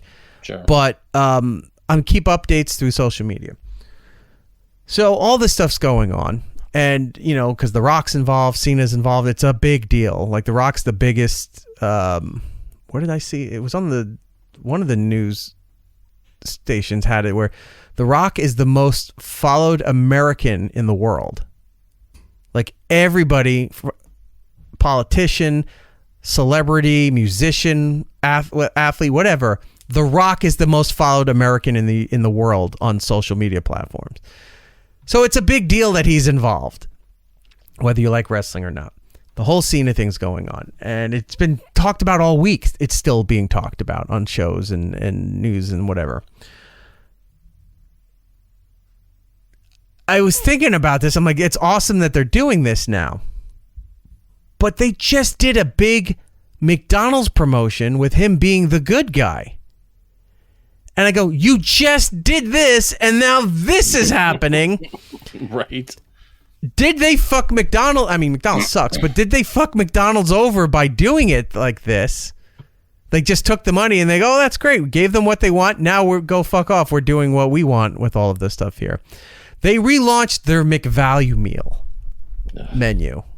Or is it McValue meal? McValue menu or something? Used to be the dollar menu. Mm-hmm. Can't call it that now. They don't do anything that's $1, $2, $3 anymore. It's now all like McValue meal. Get a cheeseburger for $2.45, and you're like, that's not a value. Those things were 29 cents on That's Tuesdays. not a value. Yeah, this is part of the reason why I hate McDonald's. For the last 5 years, even pre-pandemic, they've been fucking everybody over. The food got worse, the prices went up, and all their celebrity combo collabs were garbage. Mm-hmm. I think Angel Reese has one route right now where it's just like, oh, I put barbecue sauce on a hamburger. I was like, yeah, we've done that. Yeah, it's terrible. I don't know if this one's going to play because I don't know if this has... I'm looking at here. I don't know if this has audio. I'm looking on the side here. This one doesn't have audio. Okay, so I'm going to skip that one. I'm going to go to this one here. Look at this. With McValue, you can always find deals on McDonald's menu, even the breakfast menu. So how about we all take a moment to find deals on life's menu? I'll eat those hash browns. Those hash browns are good. They're so good. So it's John Cena, for the radio people, sitting in a McDonald's with a couple of trays full of items from the value menu. He's wearing a Mr. Rogers yellow McDonald's sweater, and he's got the yellow McDonald's tie on, too. No. What he's doing is he's having a meal before he has to go chase Curious George around the fucking zoo. Oh, my God. You just put it out Just there. put a hat on him? They're going to redo the Curious George. He's going to be the man in the yellow hat now. Yeah. Life's most valuable lesson. He's enjoying That it. One believes enough, one can become invisible. Honestly, I wish it would stop. It's gone too far. People can't see me for real. You're gonna watch this, you know. You're gonna be like, oh, it's hash brown just talking to me, right? Yeah, I get it. It's funny. They made him invisible because that's his whole gimmick, was waving his hand in his face saying, you can't see me, before he beat the shit out of somebody. And then it'd be the wrestling fans and everyone else elevated it to every time there's a photo of John Cena with celebrities or a newsworthy figure or something. And they're like, who's President Obama standing next to? There's nobody else in the photo. It's like, that's the gimmick. That bit has been going on forever. For decades now. And that's like I just saw one recently where it's like someone didn't see John Cena while doing an interview and he's just standing right there. I'm like, you guys are so stupid. Like, oh my God, Jared, you're right. I know, I just saw this. Cerna, but he wrote, it's Cena needs to star as a remake in the Ernest movies. He's a muscular Jim Varney. He really is, especially with the ears protruding out like that. All right, continue. I'll watch a remake of Ernest Goes to Camp with him. He could be the new Rock. You know how The Rock's in all these terrible Disney movies outside of Moana? Yeah. He could be Curious George. He could be Ernest. He could follow the path of The Rock and just be in every franchise. Don Saves Christmas. Yeah. Cena's Scared Stupid. What was the one the first one? John Goes to Camp. That's the one. That's the first one I ever saw, was Ernest Goes to Camp. Me too. You know, you'd be like, oh, it's hash brown just talking to me, right? Yeah, I get it. It's a floating hash brown now in an empty seat. I get it. But I've been invisible for 20 years now. And man, it started so fun. I was like, oh, you can't see me. And then I was like, yeah, you can't see me. And then people are like, where is he? You know, I'm taking a picture with nobody over my shoulder. And then like, here we are. I'm invisible. I feel that's like a great ad. Going a little, yeah, I feel like though it's going a little long. It's like a SNL skit where it's like we don't know where to end it, so we're just going to keep going, and he's just going to mumble himself into the ending of this. But this did gangbusters for them on social media. These are the social media ads. The TV ads have him sitting there with the menu and then disappearing, for the short versions for television. But it just really goes also to show you that television commercials don't mean shit anymore. And we saw that with the Super Bowl stuff, with the Shane Gillis Budweiser commercial. Yeah. The extended version on YouTube. Everyone went to YouTube and it had hundreds of millions of views. During the Super Bowl, maybe people saw it once and it was a shorter version. It was under a minute. Everything's changed. And a lot of it for the better. But anyway, this Cena ad, this whole campaign was fantastic of him being invisible, everything with that. And he's like the guy everybody loves. And now he just kicked Cody in the nuts. And there's videos all over the internet of kids breaking their toys, crying. One kid, there's a father and he goes, what the hell's going on? He's holding his phone. The kid is throwing all his Cena and WWE figures down the stairs. This is literally what everyone wanted, and now that they got it, they're upset. Right. Well, they didn't. The kids don't want this. The adults do. Right. There's one thing. They have a wrestling figure. I think that's maybe about 10 inches tall, maybe a foot. Right. And it's a John Cena, and a kid's at the top of the stairs screaming, and then he goes and he kicks the toy in the nuts, and the Cena doll goes flying down the stairs, and the father's trying not to laugh as he's holding the camera, but the kid's like all pissed off and yelling and crying. I'm like, I don't think kids were really crying when Hogan turned. Like, Hogan's the most infamous one when he turned and went to the NWO. Oh, that was a pop. Oh my God. I remember watching that because I was in the WCW a lot at that point because I kind of shifted away from the WWF. And when that happened, it was really, really just fun because then it's like, holy shit, what else is next? And, you had Sting, oh my God, that was a turn. Right. That one was a good one for me.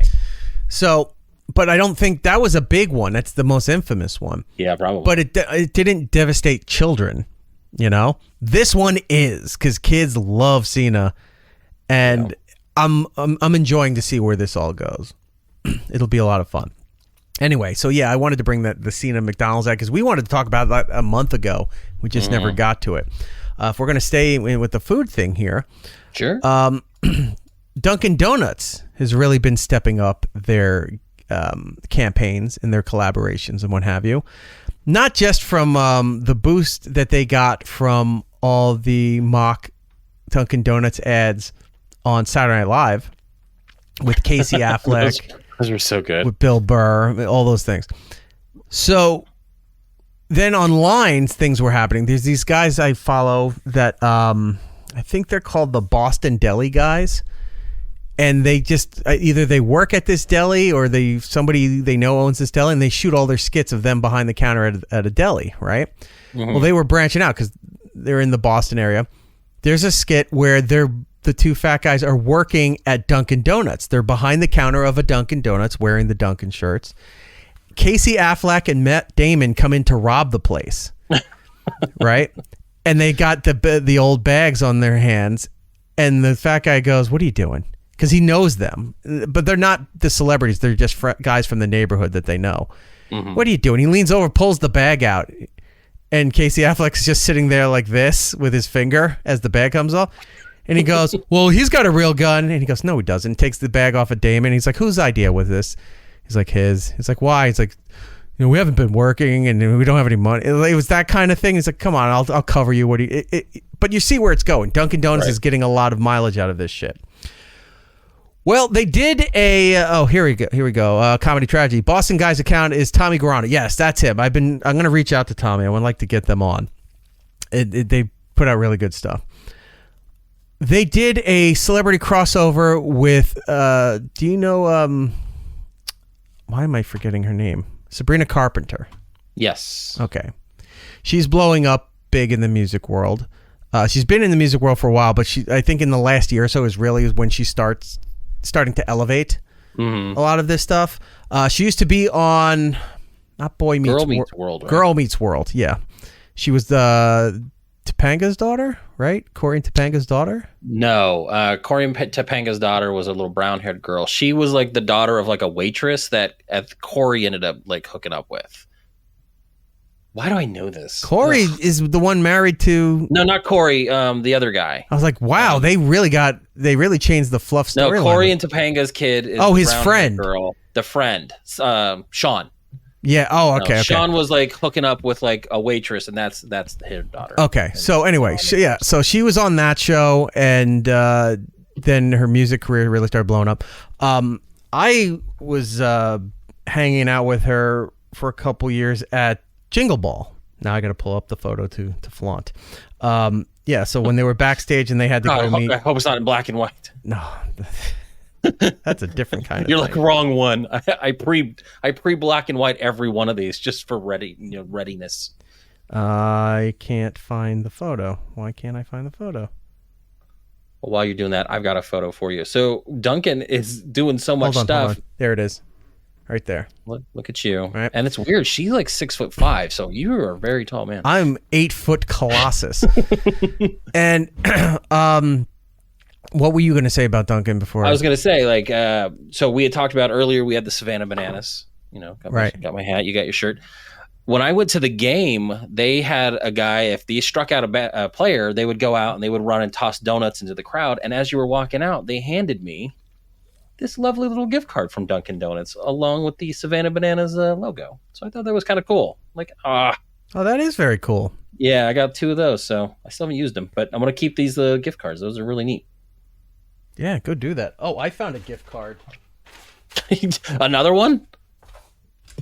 We're doing it like a tally of all the ones that you keep having. Shit, I got to figure out how to cover this. I found a gift card. It's got your real last name on there? No, it was given to me as a Christmas gift. Ooh. Hold on a second. I think the alarm for the studio is going off. Give me 1 second. I'll be right back. Of course. Anyway, yeah, so I went to Savannah Bananas back in, I think like the beginning of February.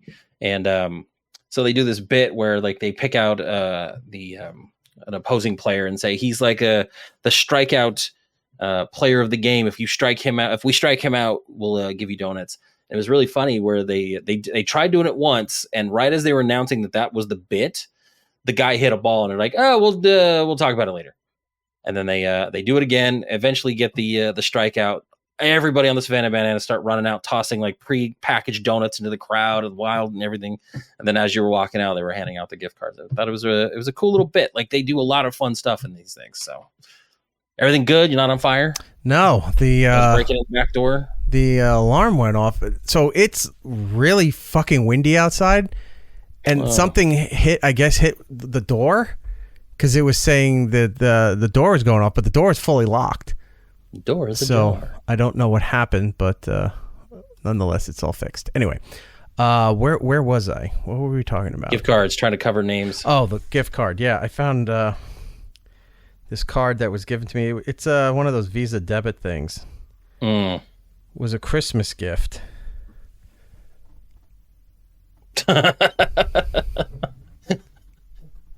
See, you could see it had my name right there. But I forgot I had that. So that's funny. I was like, oh, that's a nice little keepsake. So you should use that gift card to do subs to his own thing. Yeah. That's the only thing he uses for. You mean use the money on this to subscribe to his stuff? Yeah. Buy all his T-shirts that never get delivered. Yeah. So funny. I was on Garrett and Steve the other night. Yeah. So apparently Steve bought an Opie shirt back in January and still has not received it. Wow. Steve called out Opie on Twitter and said, hey man, like not giving you shit, but I ordered a shirt, at that point a month ago. Haven't received it. And then I guess Opie responded to him saying that he was going to talk to his guy and check into it. It's 2 months now and he still hasn't gotten his shirt. Wow. So I said, call your credit card company and file a report. Let the credit card company go after him for 2 months. And it's not being a dick. It's you have your right that you ordered something 2 months ago and still have not received it. Wow. So dumb. Anyway, gift cards. Oh yeah, Sabrina Carpenter. We're talking about food. She did a collaboration with Dunkin' Donuts for their new campaign for espresso drinks. Mm-hmm. She has a song. She had a song that came out last year that was very popular called Espresso. Take a look at this ad. I just love shaking that ass. You're really good at shaking that ass. Been shaking that ass for hours. You should try it. I'm shaking that ass. Can I grab that ass? Yes. Thank you. Am I shaking that ass? You are shaking that ass. No one shakes that ass like Gam Gam. Grandma?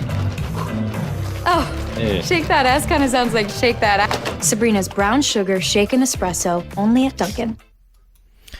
Oh, I get it. Clever, but it went a little too long, right? Right. With the joke. So that was a whole thing, and I drove past Dunkin' Donuts a lot. That was like a month ago that I had that clip. I went past Dunkin' Donuts and I saw like the cutouts and her faces in there for these espresso kind of drinks. You know how like Starbucks does their refreshers? Yeah. It seemed like the same kind of promotion for that. And I was thinking about that and I go, that's been done before. And I was trying to remember where I saw that before. And then it dawned on me. I was thinking of this. Doing at D&D. Now, I forgot about that. And then I go ahead. I want to go back to the days where our A-list celebrities would do Japanese commercials in Japan and we never saw them. Frankie Bronson, just like that. Sad when a legend needs money like this. Now, hold on. The Sabrina Carpenter thing happened, and I was trying to remember, like, I know I've seen something like this before. Why can't I remember? And then it dawned on me that wasn't a real ad. That was from the movie Jack and Jill with Adam Sandler.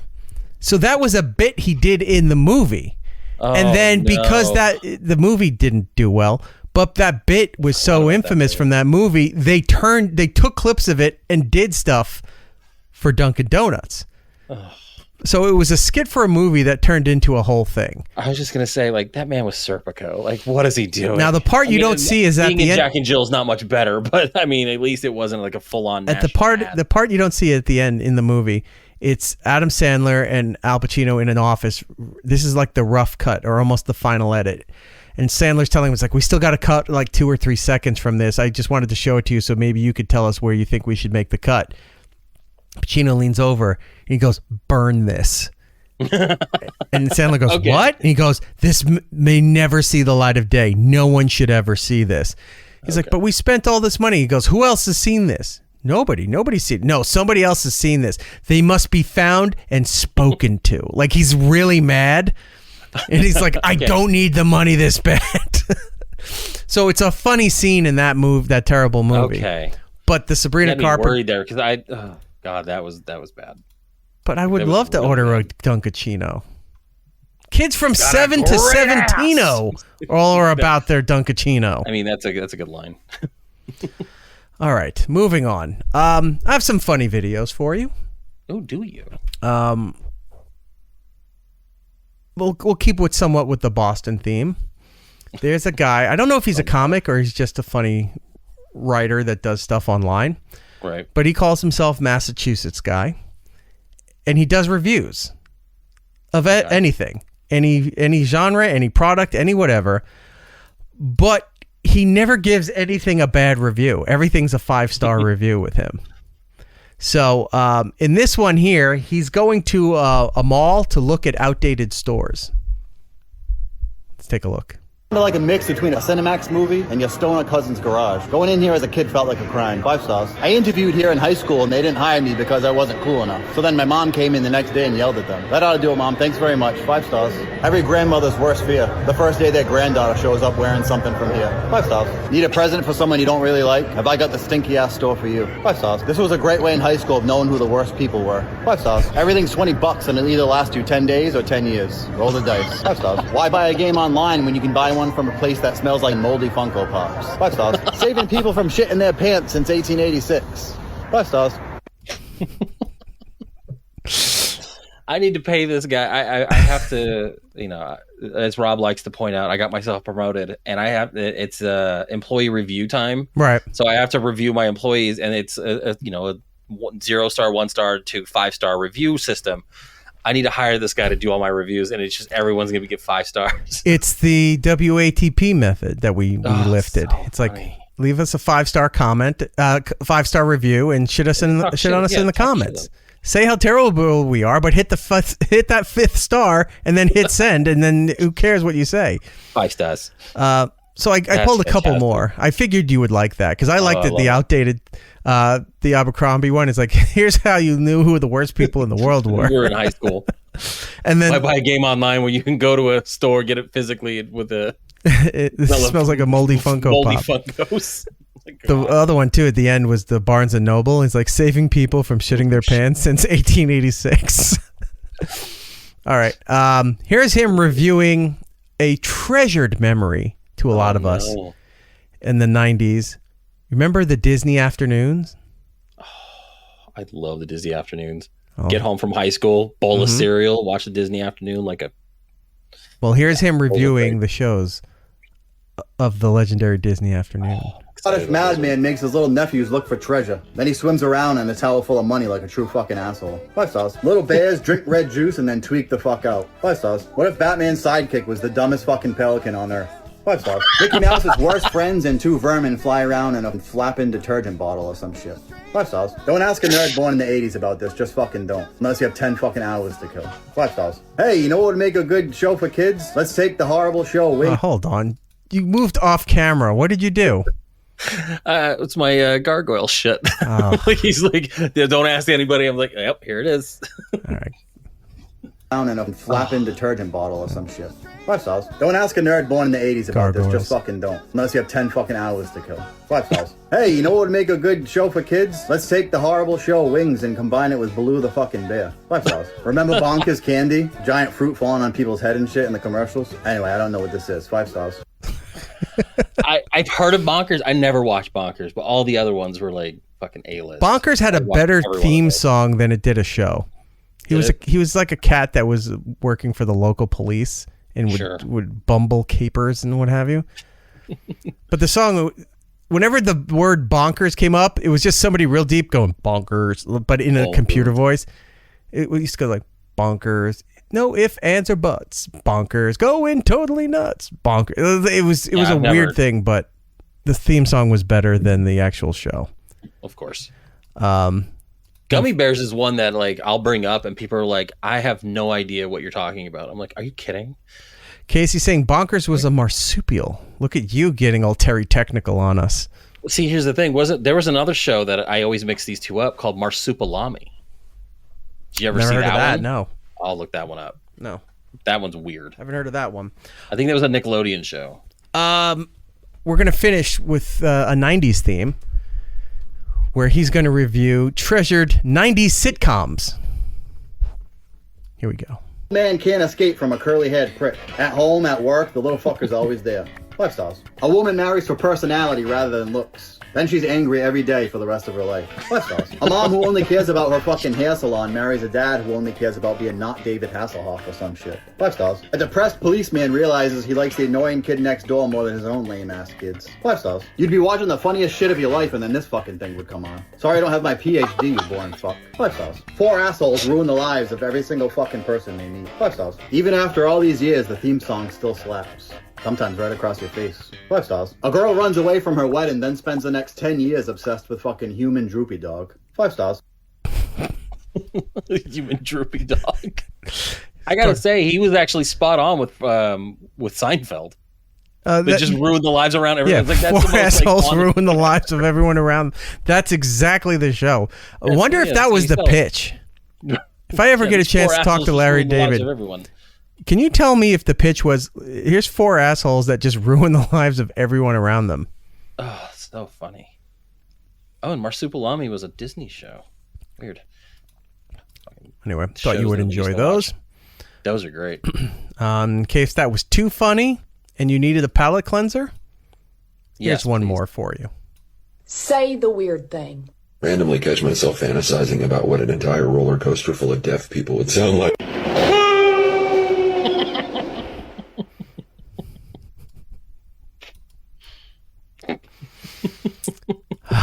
Okay. Palate is cleansed. That's pretty good. What else do we have that we haven't talked about? Oh, do you want to do some music stuff? What kind of music stuff? Well, I was going to talk about the Ariana Grande thing because nobody gave a fuck about the Oscars, but The only things people gave a fuck about was the in memoriam that they forgot a few people. Some good, pretty big name people too. They forgot Shannon Doherty. They forgot Michelle Trachtenberg, who we were just talking about. Yeah. And before she died, Tony Todd, the Candyman. Bernard Hill. I don't remember who Bernard Hill is. He's Theoden from Lord of the Rings. He was also the ship captain on the Titanic. Real good actor. Oh, you're right. Oh, that scene where he stands there and the glass just implodes right in front. Oh, yeah. And then Olivia Hussey. Yeah, she was the original Juliet in the 1960s. Very controversial Romeo and Juliet, where they showed nudity of kids that were like 15. She was Juliet? She was Juliet, and they used to show it like in school? high school. We watched it in school. I watched it in high school. Your parents had to sign a permission slip. That's why. There was some nudity there. And she was also in the original Black Christmas from the 1970s. Really Black Christmas, I gave you my... Oh, that's not the right one. No. Or remind me, I have a sound clip to play for you, too. Ooh. But anyway, so, the Oscars had the in memoriam stuff that they forgot. Then nobody really cared about the Oscars except the fact that everybody was happy that Wicked didn't win everything it was supposed to. Because I know so many people loved Wicked, but it got too big too fast and that everybody was just going crazy. There was merchandise everywhere. People went crazy. People were happy that it didn't win at all. In fact, some foreign indie film kicked its ass and won everything. Yeah, which I haven't seen, but I have. It's okay. It's fine. Like I don't hate it. It just I don't know. I don't think it should have won that much. But you know what didn't win? That stupid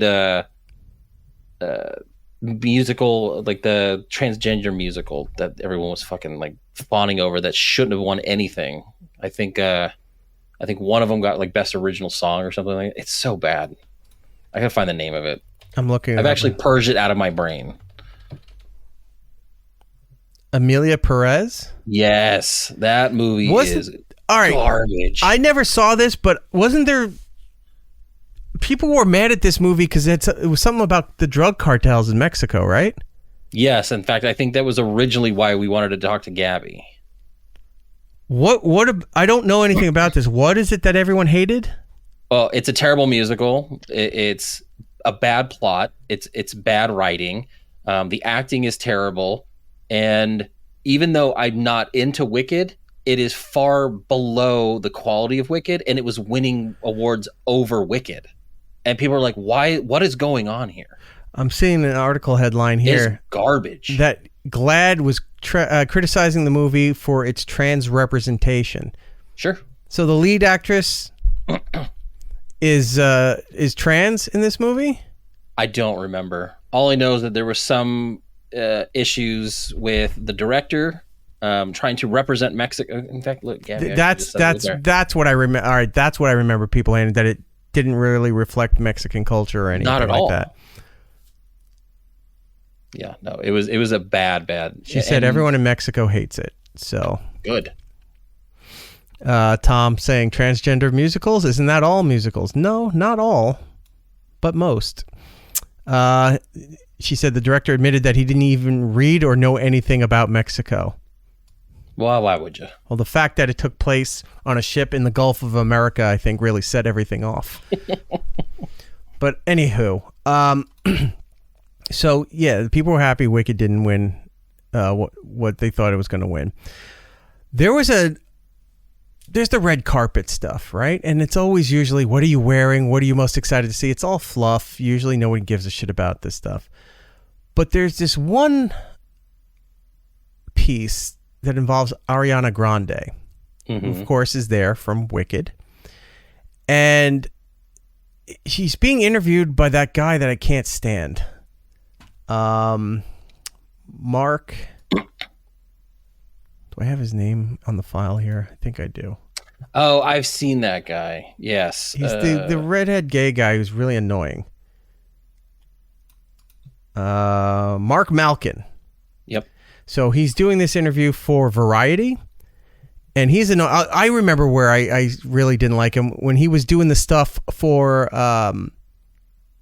Agatha Harkness That purple carpet they were doing. Yes, I hated that. And then I got mad at Penny Crone or whatever her name was. That beloved Broadway actress who said she didn't watch any of the Marvel stuff and has no plans to learn anything about her character and all that shit. And I got all mad. It's like, you're working for this company. You should just at least say something nice. And she didn't. Apparently everyone told me I was wrong, but fuck that. I stand by my... The what? It's Patti LuPone. Patti LaBelle. What did I say? Penny Crone? Yeah, she was Penny Crone was a weird. Look, that crone. She was a weird reporter for Fox 5 here in New York.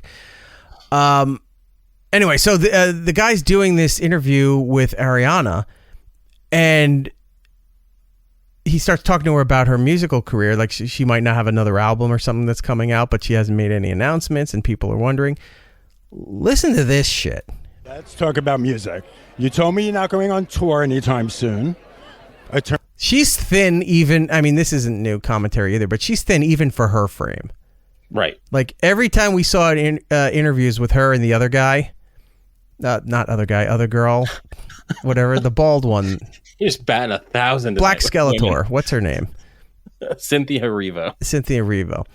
Every time there, she was getting more and more. It was like each one was competing to out skinny the other in all their interviews. Like at one point I saw an interview where you're seeing her chest and her neck bones because there's no skin. Like right here, she looks okay, even though she's very tiny and petite normally. But like in some interviews, you would see the rib cage right above her breast line there. You'd see the neck bones. Like she really looked like she had a problem. But here she doesn't look too bad. She's definitely like whitening herself too. Like she is whitewashing like the grande out of her name. Mm-hmm. Like she used to look very like Hispanic. Like Beyonce did it too. Beyonce doesn't look like what Beyonce used to look like. And some people, I used to love that too because Beyonce's been accused for a while of lightening her skin. Mm-hmm. And people say, well, you don't look the same when you were younger. You grow older and your features change. Your skin color doesn't lighten up. That doesn't happen. And neither do we. No. Play that clip. Oh, I get it. By the mood, lighten up is what he's saying. Guy who has to explain everything. Sunshine, you've said the deluxe edition is in the can. What's the next step? What do we got? The next step is the next step.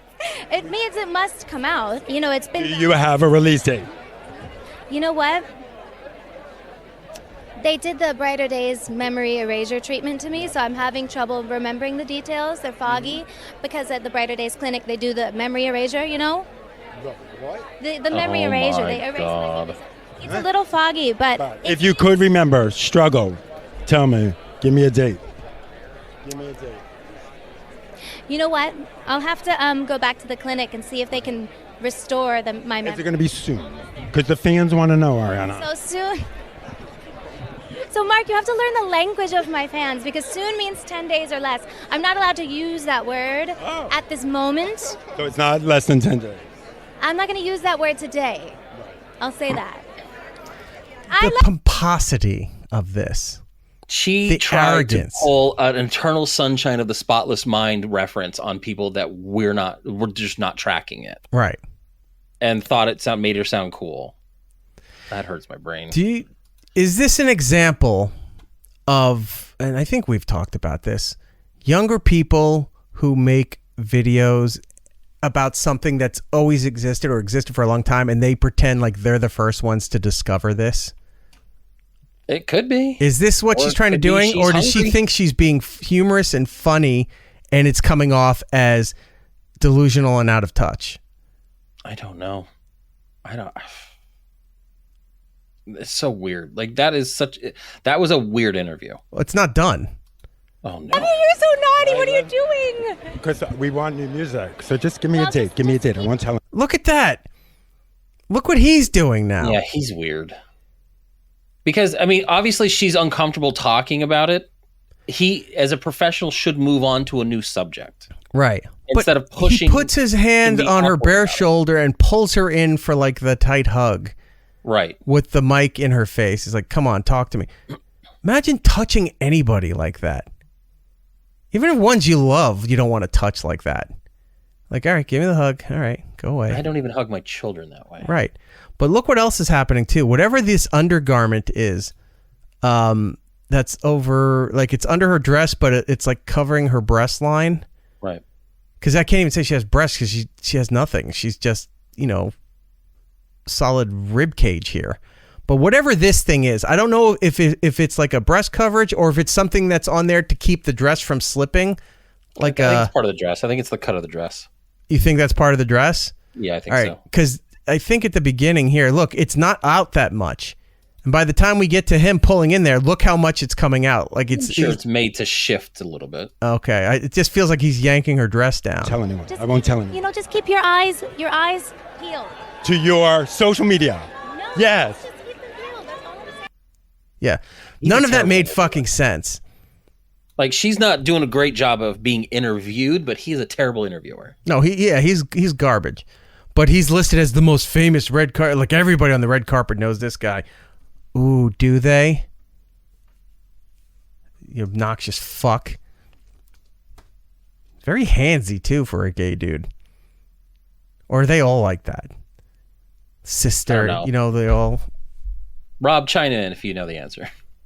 Yeah, please, Rob, enlighten us on this. All right. So yeah, she's crazy. I don't care about. She doesn't seem like a terrible person, but I've heard that she's very complicated. Like she's very difficult to deal with on a lot of things. I don't know. Don't have that much invested in it. Should we do the music or save the music for next week? What do you mean? The music things that I had. Oh, maybe we'll save those for next week. You save them for next week. We're already at an hour 50. Are we really? Yep. All right. Let's take food for 90 minutes. Oh wait, before we take a break, let me show you the new drop I had. Where is it? So, an unexpected genre started developing with us, where we have the clips. We had the diversity folder that we had to put together because stuff was starting to show up. We had the weird accidental sex stuff, which is everybody, like we did the cream pie one earlier. Cream pie, trust me, you need this in your box. And then the pickle sandwich. The pickle sandwich. I'm not quite sure how something that's just a little tiny prick can be so powerful in so many different ways. Nope, that was still good. That was that Ozempic knockoff commercial, the GLP-1. Oh, right. For Roe. That's what that one was. Where's the pickle guy? I don't know. It's so hard. It's so huge. You can't get your mouth around it. It's too much. Yeah. Always my favorites. And then from Dunkachino. She got a great ass. Oh, that's not the right one. Anyway, so we have these accidental genres that start popping up, and you're like, wow, we're starting to find more and more of these things. We can make little collectives, little groups for it. Now, we have this one genre, which was misleading songs, and it starts off with the classic "This." My favorite. You're a cunt. Perfect. It's always my favorite. Be number one hit. You don't even need to put the album out. It's charting all over the world. Then last week we found this one.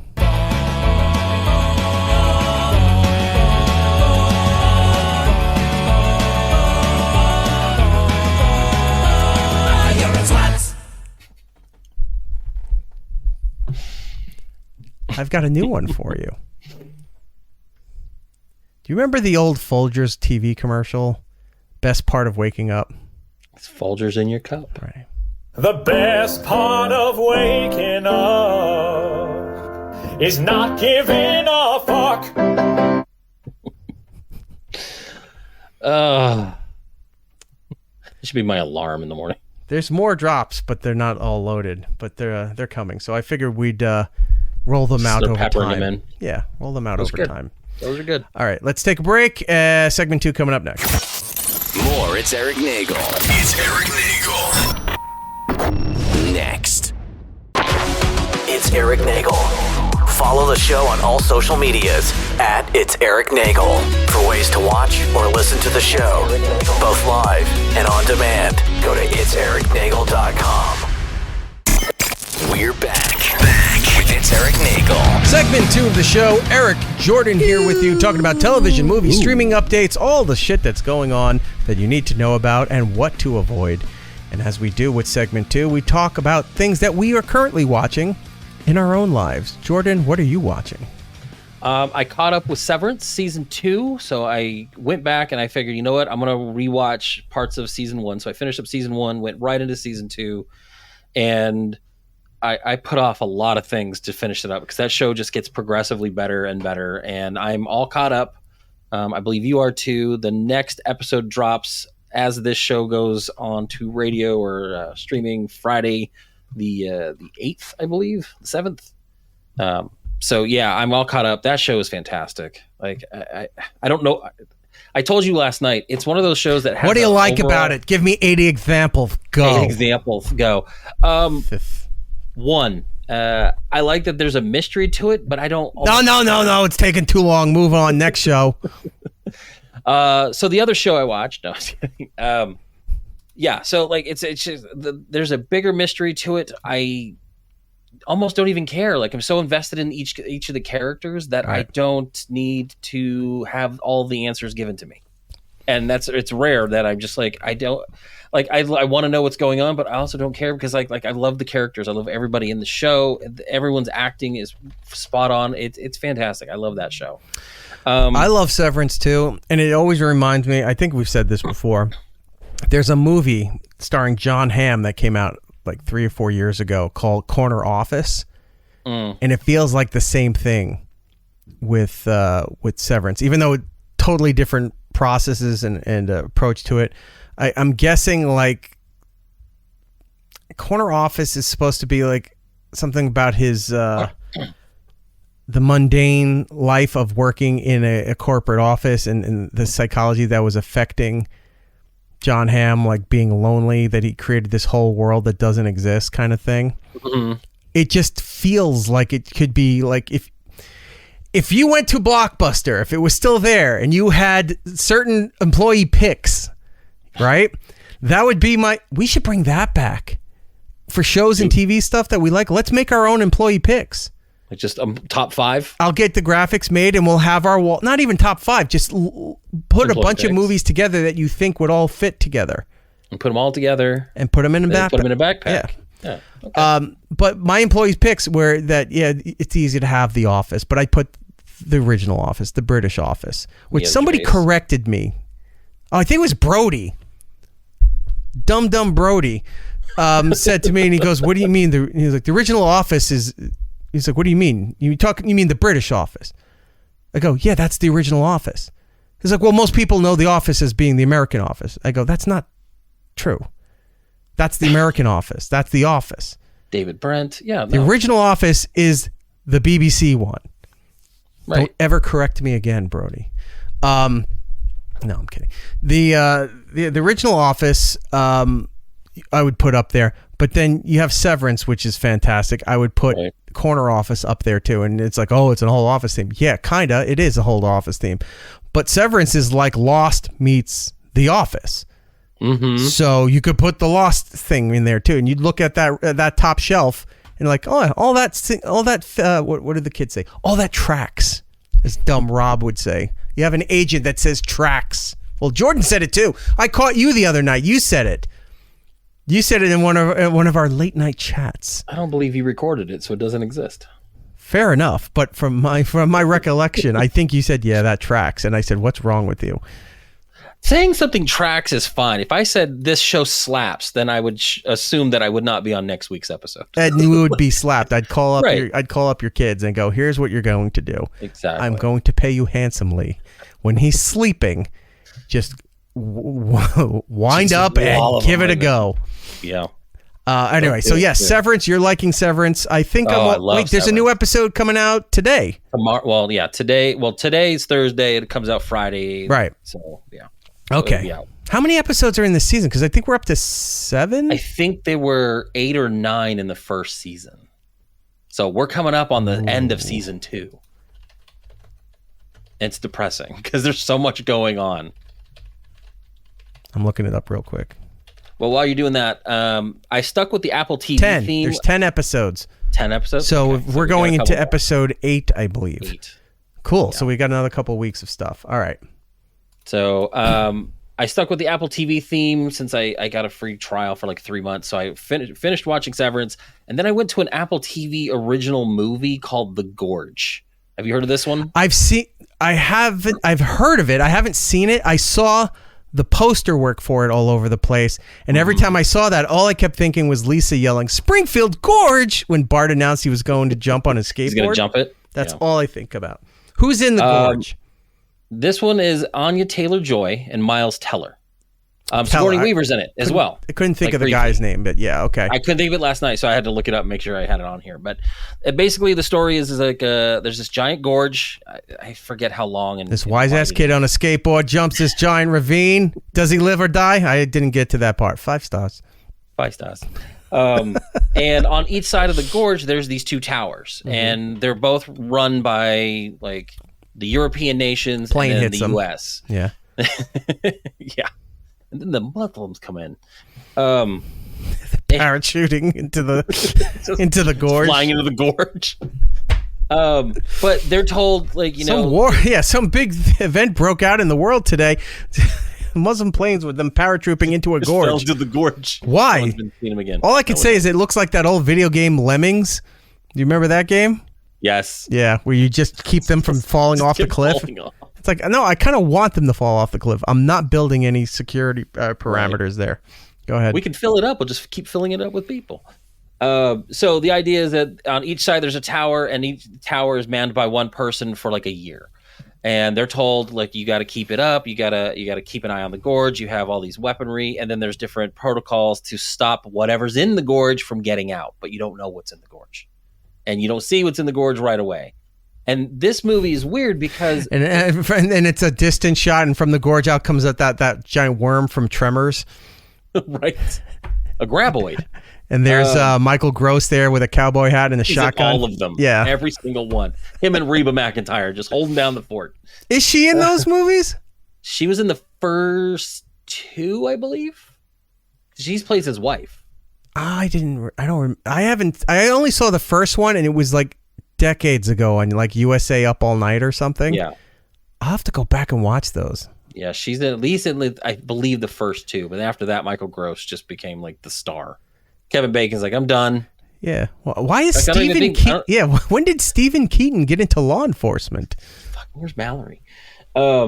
Mallory's running for mayor or governor. One of them. Interesting. Justine Bateman's been very outspoken since the Palestine. Very vocal. I've been thoroughly enjoying this. It's a nice comparison to Alyssa Milano's posts, and I look at them back and forth. I'm like, it's the battle of like the hot 80s, teenage girls from these sitcoms, right. And they're fighting over politics on different ends of the political spectrum. And then there's Eric. Show us your boobs. Well, you can see her boobs already. Show me your boobs. In both of them. I think you see Justine. There was a movie called Satisfaction. I've seen in the 80s where she plays like the lead singer of a rock group, of an all-female rock group. I think you see her in there, but then Alyssa Milano has Embrace the Vampire, and then there was another one. I don't remember the other one, but yeah. Yeah. Anyway, so yeah, the gorge. Let's just read more Mr. Skin basic knowledge. Go ahead. The movie's weird because it starts off as like, okay, you're setting up these people to watch the stuff, and then of course they see each other from a distance through their sniper scopes, and then they're starting to communicate and they fall in love. So it becomes like this weird romantic movie, and then it becomes another sci-fi. It becomes a sci-fi. I forgot what movie we're talking about. Is this The Gorge? The Gorge. we went off on a There's way too much shit happening for this movie. Tremors going on. How do they pack this all into 90 minutes? I don't think it's a bad movie. I just can't. I don't know if it's a good movie either. Like, it's okay. Right. And then you and I both watched the new Daredevil Born Again series on Disney Plus that just released yesterday. The first 2 episodes came out, and it's really dumb. It's just him. He became a devout Christian, and then he's just going door to door trying to sober people up. correct the eyes in the way of God. And have you accepted Jesus into your life? It's like, oh, why? It's that voice, but he's wearing the Daredevil helmet. Like, he doesn't care. But just the helmet. Like, he's wearing a suit, like a nice suit, but it's just the helmet, and he's just talking about Jesus. What were we talking about the other night with Daredevil? Oh, because what's really happening is in the first 2 episodes, he gave up, spoiler, he gave up being Daredevil, right? So Daredevil doesn't exist after a traumatic moment in his life. And then we're like, well, then who's picking up the Daredevil mantle? And we kept calling him, like, there's a naked guy running around the city as Daredevil. There was that cat, that naked cat. I forgot what that species of cat, where we called it Daredevil. And then you came up with Haredevil. Yes. And all I could think of is Cousin It from the Addams Family, just wearing the mask, but the rest of the body's just hair.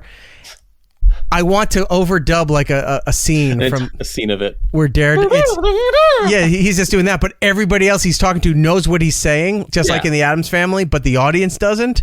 Yeah, they're all in on it, and they're having conversations, and all we're hearing is. What do you mean Fisk got elected mayor? How are you going to stop that? It'd be the most confusing episode of that. Can you Photoshop that for me this weekend? Yeah, we might use that as the thumbnail for Haredevil, because we don't have an episode title yet. It's Haredevil, unless we go with Dunkachino or Shake That S. I think Dunkachino's good. So yeah, we watched those 2. It starts off interesting, and then it becomes. It's like we never lost the Netflix show. Like, it's the Netflix version. They made changes. A few. Yeah. I'm liking it so far. It's weird that Fisk looks thinner. Like, I don't think he kept the weight on after all these years, so he's thinner. And they even allude to it in the diner he scene. sort of explains it, because when he goes to he's in prison during the Netflix Daredevil thing, but he's out for but they tie it into Echo too. No, hold on. He's out for Hawkeye, right? Kingpin shows up in Hawkeye, right? So the Hawkeye story happens there, and that's where they realize they make him big, cartoonish Kingpin. Remember, the thing was Hawkeye was just like trying to punch him in the stomach or something like that, and was breaking his hand. He was even wearing like a comic accurate like Hawaiian shirt and the white suit blazer, kind of thing. Yeah, he looks like the guy from Del Monte. You remember that guy? He was like, "Oh God, it's too hot." In The Simpsons, right? Oh, do we have? I don't know. I think we. Yeah, we do that. Actually. Wait, where is it? I have that. I'm not there. Here it is. Why are you dressed as the man from Del Monte? There it is. So, he's the cartoonish, the comic book version of him. Then he shows up for Echo, where he's still kind of comic bookish, but I never finished Echo, so he wound up having to disappear for a while. Well, because she shot him in the face at the end of Hawkeye. Right, but he was back for Echo. And I didn't see how Echo ended, so he had to disappear for a while. He came back, but I think he alluded that because he was away and he was in prison, that before he told the public where he really was, he was away in like a maximum security thing. He lost all the weight because he was in prison.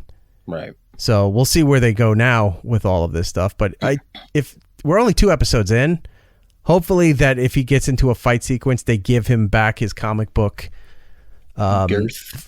Not even the girth, but just his ability to take a fucking punch and not feel it. It's like when Homer was boxing. They were just beating the shit out of him and he felt At first nothing. that was Kid Gorgeous. Yeah. Then it was Kid, what was it? Kid Acceptable? Kid Acceptable. Yeah. He had like 4 names. Yeah. They allude to it. There's the scene where, and you see kind of it in the trailer, where he's sitting across from Matt Murdock and he's talking. He goes, "You have a lighter step. You lost weight?" Yeah. And you sound like you have more muscle. So I think obviously they're alluding, they're talking about it, but I think I think you're still going to see that ferocity. Just right now you're not seeing it because he's who he is now and mayor of New York and all this stuff. So like it's you do notice that this is following a very Trump storyline. It felt very political, but not like overly political. But the real world seeped in a little bit, which I get it. But hopefully they don't just sit there and focus on it too much. No. Like, just like make your comments and then move on. And let's see what White Tiger's doing. Let's let other stories breathe a little bit. So, but I'm liking it so far. I loved the first 3 seasons. We've got 3 seasons of the Netflix show. Love those. I was a little scared when they went to Disney because they were going to redo everything and start it, because we saw Daredevil in She-Hulk, and that was a very weird version of Daredevil. Like, it was still Charlie Cox, but he was kind of like, he's kind of like a pussy. Like, he's like, okay, you're okay. They ditched the yellow suit. They went back to the red suit. It's really cool. I'm excited to see where it goes. It is gritty though. For a Disney Plus show, they made it kind of old, the way the Netflix show was. And based off the trailers, we know we're getting Frank Castle back, so we're going to see the Punisher again. I'm really enjoying it. I do got to ask a question. Sure. There's a scene where I forgot the character's name, but he's White Tiger. Yes. There's a scene where he's like holding something, like up against the wall or holding something like that. And he's got the Punisher tattoo on his wrist. That wasn't the White Tiger. That was one of the cops. And I was thinking that too. And I'm like, what? Yeah. My brother even asked me that today too. And he's like, what was up with that tattoo on the guy's wrist? It looked like the Punisher logo. And my thought is like in a black flame ball. Yeah. Kind of. Yeah. So maybe what they did was that those, whoever these people are part of some kind of like, they're obsessed with Frank Castle or something like that. Like they're taking the law into their own hands type of situation. So I don't know. I saw that too. It was or maybe he started his own underground group of something. It could be, but I feel like he wants law and order and justice, and those the people we're talking about are kind of assholes. So I think maybe if he did, those people are like an offshoot. You know what I mean? Like, so I saw that. It was at the end of episode 2, and then the credits rolled. I'm like, what the fuck was that? Yeah. Like, I didn't know. So we'll see. Maybe they'll obviously explain it. But. Well, hold on real quick. Frankie Bronson chat said, Punisher is tops of Marvel, in my opinion. Who knows in this show, but such a legit character. Death Wish in comic form. the Frank Castle Punisher thing they did for Netflix was fantastic. Yeah, it was really good. Very dark, very gritty, a lot of violence. Bernthal's good as I've heard that because your concern was they were going to Disney Marvelize it, bringing it into MCU. Tone it down too much. They did. They said they were going to, but then there was such outcry about it that they made some kind of compromise. Like, nope, we're going to keep it dark, keep it violent, whatever. They're going to bring it more into the fold, because during the Netflix thing, they just kept saying that, in the events of downtown is how they would say it in there, meaning the Avengers shit that was going on. They never directly said that. They just said the events of New York, or the event, if they were in New York, the events of downtown. They kept it very grounded. Right. Like they made the big stuff be there, but not. But they also couldn't say it because it was a Netflix property at the time. That's why. Right. But this way, it's keeping that storyline. It's going to keep them as street level characters, but it's going to tie it into more of Marvel stuff, because now Spider-Man is back to being a street level character. And even Fisk mentioned him. Like, he was talking about vigilantes, like some guy dressed up as a spider running around this. It's like, oh my God, they're grounding some of these bigger characters again. Which is what they need to do. Not all of it, because there's a lot of cool, bigger, futuristic shit coming. I mean, Fantastic Four, obviously, this summer. But we're going into Doctor Doom territory. We got more Avengers shit. They even tease now they might be doing something with the Kang storyline. They don't know yet. Like there's not many details. Avengers stuff, ending the multiverse. X-Men we know is coming. So this is all high level shit. But then having stuff like, I know it didn't do as well, but having Captain America 4, which is more espionage style stuff, a mix of superhero and ground level shit. Having these other it's great to have these different sections of this world, so it's not all just, because who's the guy that they teased in Thunderbolts? Sentry, yeah. He's like Superman above Superman kind of thing. And it's like, you can't have them so overpowered that you start losing any kind of interest. Well, when you do that, it creates a conflict, whereas like, okay, you have Captain Marvel, and she's she's very strong, good character. But the problem is you had to get rid of her for some of the Avengers Infinity War and stuff like that. You're just like, oh, she's policing the outer galaxies. So now you don't have this overpowered person. And then when she comes back, she flies through a fucking ship, destroys it, but has trouble flying the glove across a battlefield. So you have too many issues when you've overpowered someone, but you also have to dumb them down. Right. So you can't have that in the street level, and you got to. It makes it very hard. It's why I never like. Well, there was I think she had a thing where he went to punch her with the glove, and she's holding it like that. But she was holding it. He headbutted her, and she was fine. Like there's moments where she's super strong, but also you had to shoehorn all the women in to help her get across. That fucking thing. They all lined up. We're going to carry the football, clear the way. Got her back, and that lasted 5 seconds until Spider-Man took it from them and then kept the whole thing going. It just, But anyway, having the street level stuff, which we're talking about, is great juxtaposition to the Sentinel stuff and the futuristic stuff, the time travel stuff. You having stuff that's more grounded. You can bring more people in where there's some basis of reality to some of these things going on. Luke Cage back, like Luke. I need resolution to Luke Cage. Well, we heard they're bringing Luke Cage and Jessica Jones back into the officially into this, which is great because you don't need fucking Iron Fist. He was a waste of time and just a waste of a character. Because now that they're bringing Shang-Chi more into the fold, you don't need Iron Fist anymore. So let the fucking hippie guy die and move on. Bringing it back to what we were originally saying here. It's very Trump storyline involving Fisk being mayor. So they're doing a Trump storyline at a lower level, but running New York, not the country kind of thing. I think that's kind of good too, because it keeps it somewhat relevant to what's happening now. So people might want to take a gander and look at this, whether they like Trump or they don't like Trump, whatever. It's like, this is kind of some of the shit that's going, it's like Law and Order taken from the headlines, you know? Well, I mean, even Trump aside, this story could play because it's the typical bad guy turns the good guy, but you don't trust him, and he's really the bad guy. But it's comic booky. Yeah, it's just because we have the shit that's going on now, we're relating it to it. So like we're actually more relating what could have happened in a show, a movie, comic books to now how our lives are playing out on a daily basis.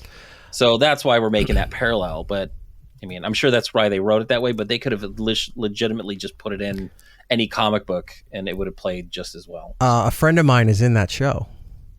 I didn't know who I was looking for when you'd mentioned it. Okay. This friend of mine, comedian Aaron Berg. We worked at Compound together, done other stuff. He's been doing movies and TV shows here and there. He is playing the construction foreman when Fisk gets out of the car. Hey, fill this hole. Yeah, he's talking to that guy. So that's him? Okay. That's him, right? Okay. Oh, I've seen him in other things. Okay, so he's the foreman. Now, the funny thing about this... It's red tape. We can't do shit. ...is that's not his voice. Is it not? That's not his voice. So, I posted this that night that those episodes came out. Yeah. I posted this, and I said, currently watching DareDevil. I see Aaron Berg's in there, and I'm laughing. He goes, but they dubbed his voice with somebody, and I put in quotes, more New York. Right? He did definitely heavy New York. So Aaron calls me the next morning. He goes, he's like, what are you talking about? That's not what happened there. That's not what happened. And I'm laughing, and he tells me the real deal, and then says, don't say anything about it. I go, okay. Then, so of course we come here. Hold on. Then he's on Garrett and Steve before I came on, and then told everybody what it was that he told me not to say. He wanted to tell the story. So now I can say it because he said it on their show, and I'll tell you what it was. They were filming outside. You know what ADR is? Yeah. They're filming outside. He had to come back for ADR to record everything because while you're recording live on location, sometimes because you're live, you can't always hear everything, or there's like a truck horn or something's going on in the back that you got to go and overdub it. They never called him to do the ADR. Oh, right? That's funny. So he said, yeah. And he's like, they never called me to do the ADR. So they had somebody else do the voice dub, which I don't think is allowed by SAG-AFTRA rules. He called his agent, and the agent said something to him that they tried reaching out to him about doing it, and they never heard back, so they just went and did it, which I think they have a right to then. If you don't respond or are not available to do it. So they tried to reach out, and because he didn't answer, they had every bit reason to do it. Aaron swears they didn't reach out to him. He has no correspondence of anything saying this, and he's checking with his agent to see if that guy has anything. Because if he does, he's firing his agent. Wow. But if he doesn't, he was joking. But I think he has a case where you can file. Because you can't do that shit especially in the height of everybody's freaked out about AI. Yeah. Where you can generate your voice, generate your image. I mean, it goes back to 1986 when they were filming Back to the Future 2, 6 or 7, and it didn't come out till 89, but they shot 2 and 3 back to back, right? Mm-hmm. So it goes back to there where Crispin Glover was not invited back to play his role. For part 2, yeah. And they did the mask over that other guy to make it look like him as an older version. That became a whole law and everything. You're not allowed to do that. Same thing with the voice stuff. So I don't know if Aaron's got a case or not. I know he's checking into it. I think my answer is better, is that he's from Toronto.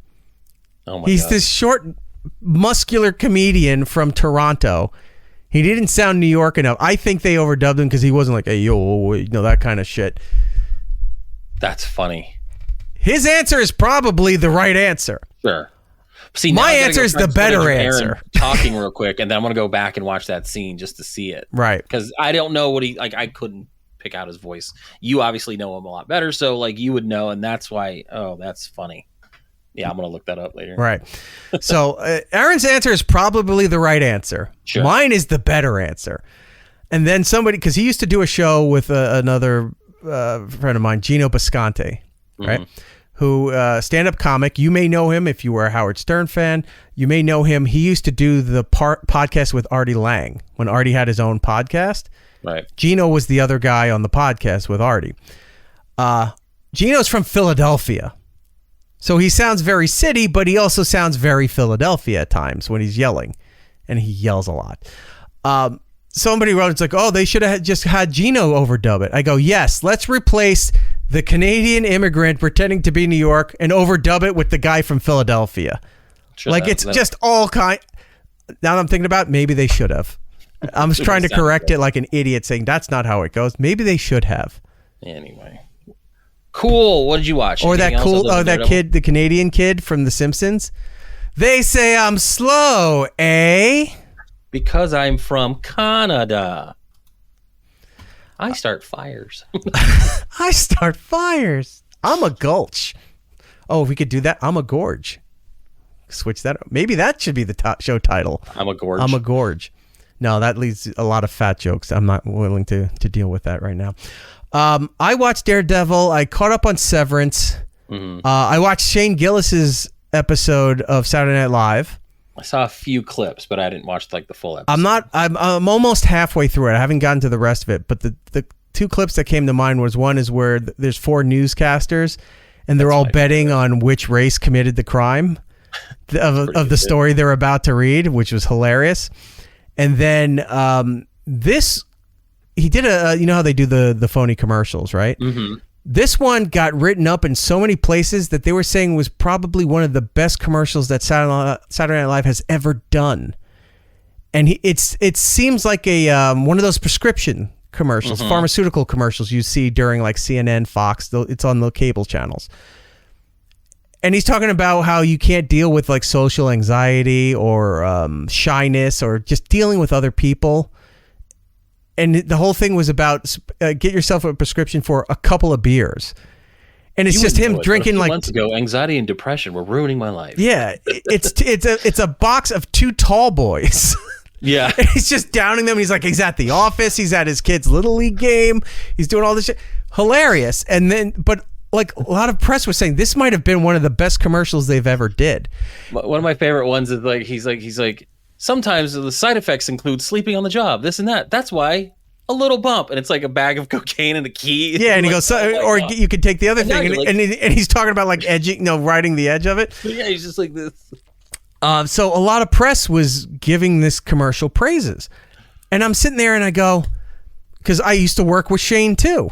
when him and Tommy Pope would do their podcast with us over at our network, and it was called A Fair One, which if you can watch episodes of that, it's hilarious because they used to have all these other comics on, and now Shane currently does Matt and Shane's Secret Podcast, and all the stand-up stuff that they all do. But I was so happy for him. I said, the guy who got fired for an offhanded Asian comment on an old podcast episode got hired and fired within a day, right? And they hired Bowen Yang instead of Shane Gillis. Then comes back not to host not once but twice, and has killer bits. The monologues were whatever, but his monologues are awkward. Had killer bits that he was part of for both times hosting, getting universal praise for the couple of beers sketch. Mm-hmm. Became the new face of Bud Light after the Shane. What was it? Shane McGinnon? What's the Dylan Mulvaney? Dylan Mulvaney. Yeah, I can never remember people's names. Dylan Mulvaney debacle with Bud Light. They quickly bring in Shane Gillis as the big galoot, common white guy kind of thing, and did gangbusters bringing back the name of Bud Light with him. Shane has just been proving everything right going forward by all of this stuff, and I'm like, this is the guy you fired on day one. He's hosting your show twice and getting all kinds of praise for the job that he did on there. Yeah, people love him. Quick little side note. Somebody else I know got passed on, or was about to be hired and got passed on in place of another famous cast member. And my buddy Dan Soder. You know Dan Soder? Yes. Okay.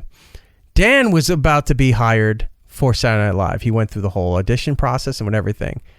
And then in the last minute, they hired... wow, why am I spacing on his name? Pete Davidson. They got Davidson over Soder? They picked Pete over Dan Soder. So it's like, wow, I know two people who got screwed by the Saturday Night Live process. I love Dan. That's weird. Dan did Radio Forever. Dan is one of the funniest comics that I know. Great storyteller. And then I'm happy for Shane, too, for getting all that praise with everything. So that's what I watched. Cool. And then a lot of videos of learning how to play video games better. All right. What's out right now for your viewing enjoyment? In theaters, Mickey 17. Jordan, what is that? So the director of Parasite, Bong Joon-ho, has made a adaptation of, I believe, a story. It's called, I think it's Mickey 15. So it's a Robert Pattinson movie where he signs up to be. Does he glow? Kind of Does he sparkle? He sparkles. It's the skin of a killer Bella. So the idea is that he's hired to do all the dangerous jobs, and if he gets killed, they just print off a new copy of him. So the 17 is that he's the 17th iteration of his character, and something happens where there's two of them now, right? Like Mickey 15 or Mickey 17 and Mickey 18 or something like that. So it looks good. I don't know how well it's going to do at the box office. I love the director. I love his movies. Parasite was great. He did another one thing called The Host. It's a South Korean monster movie. Really, really fun. Ooh, where can I watch that? It might actually be on Netflix. I'll take a look and I'll send it your way. It's actually really good. We've seen some big properties coming out of Korea with obviously with Squid Games, and then what was it? Parasite. Yes, that's the director. Yeah. And then Everything, Everywhere, All at Once. That's more of a Chinese. Oh, that's not a Korean film? No, that's not Korean. Okay, You're just racist. It's fine. They all look the same. But I'm saying there's been a lot of attention. For the radio folks, he's holding his hands up to his eyes. No, that's you, my friend. I use tape. There was a lot of attention of Korean properties with Squid Game.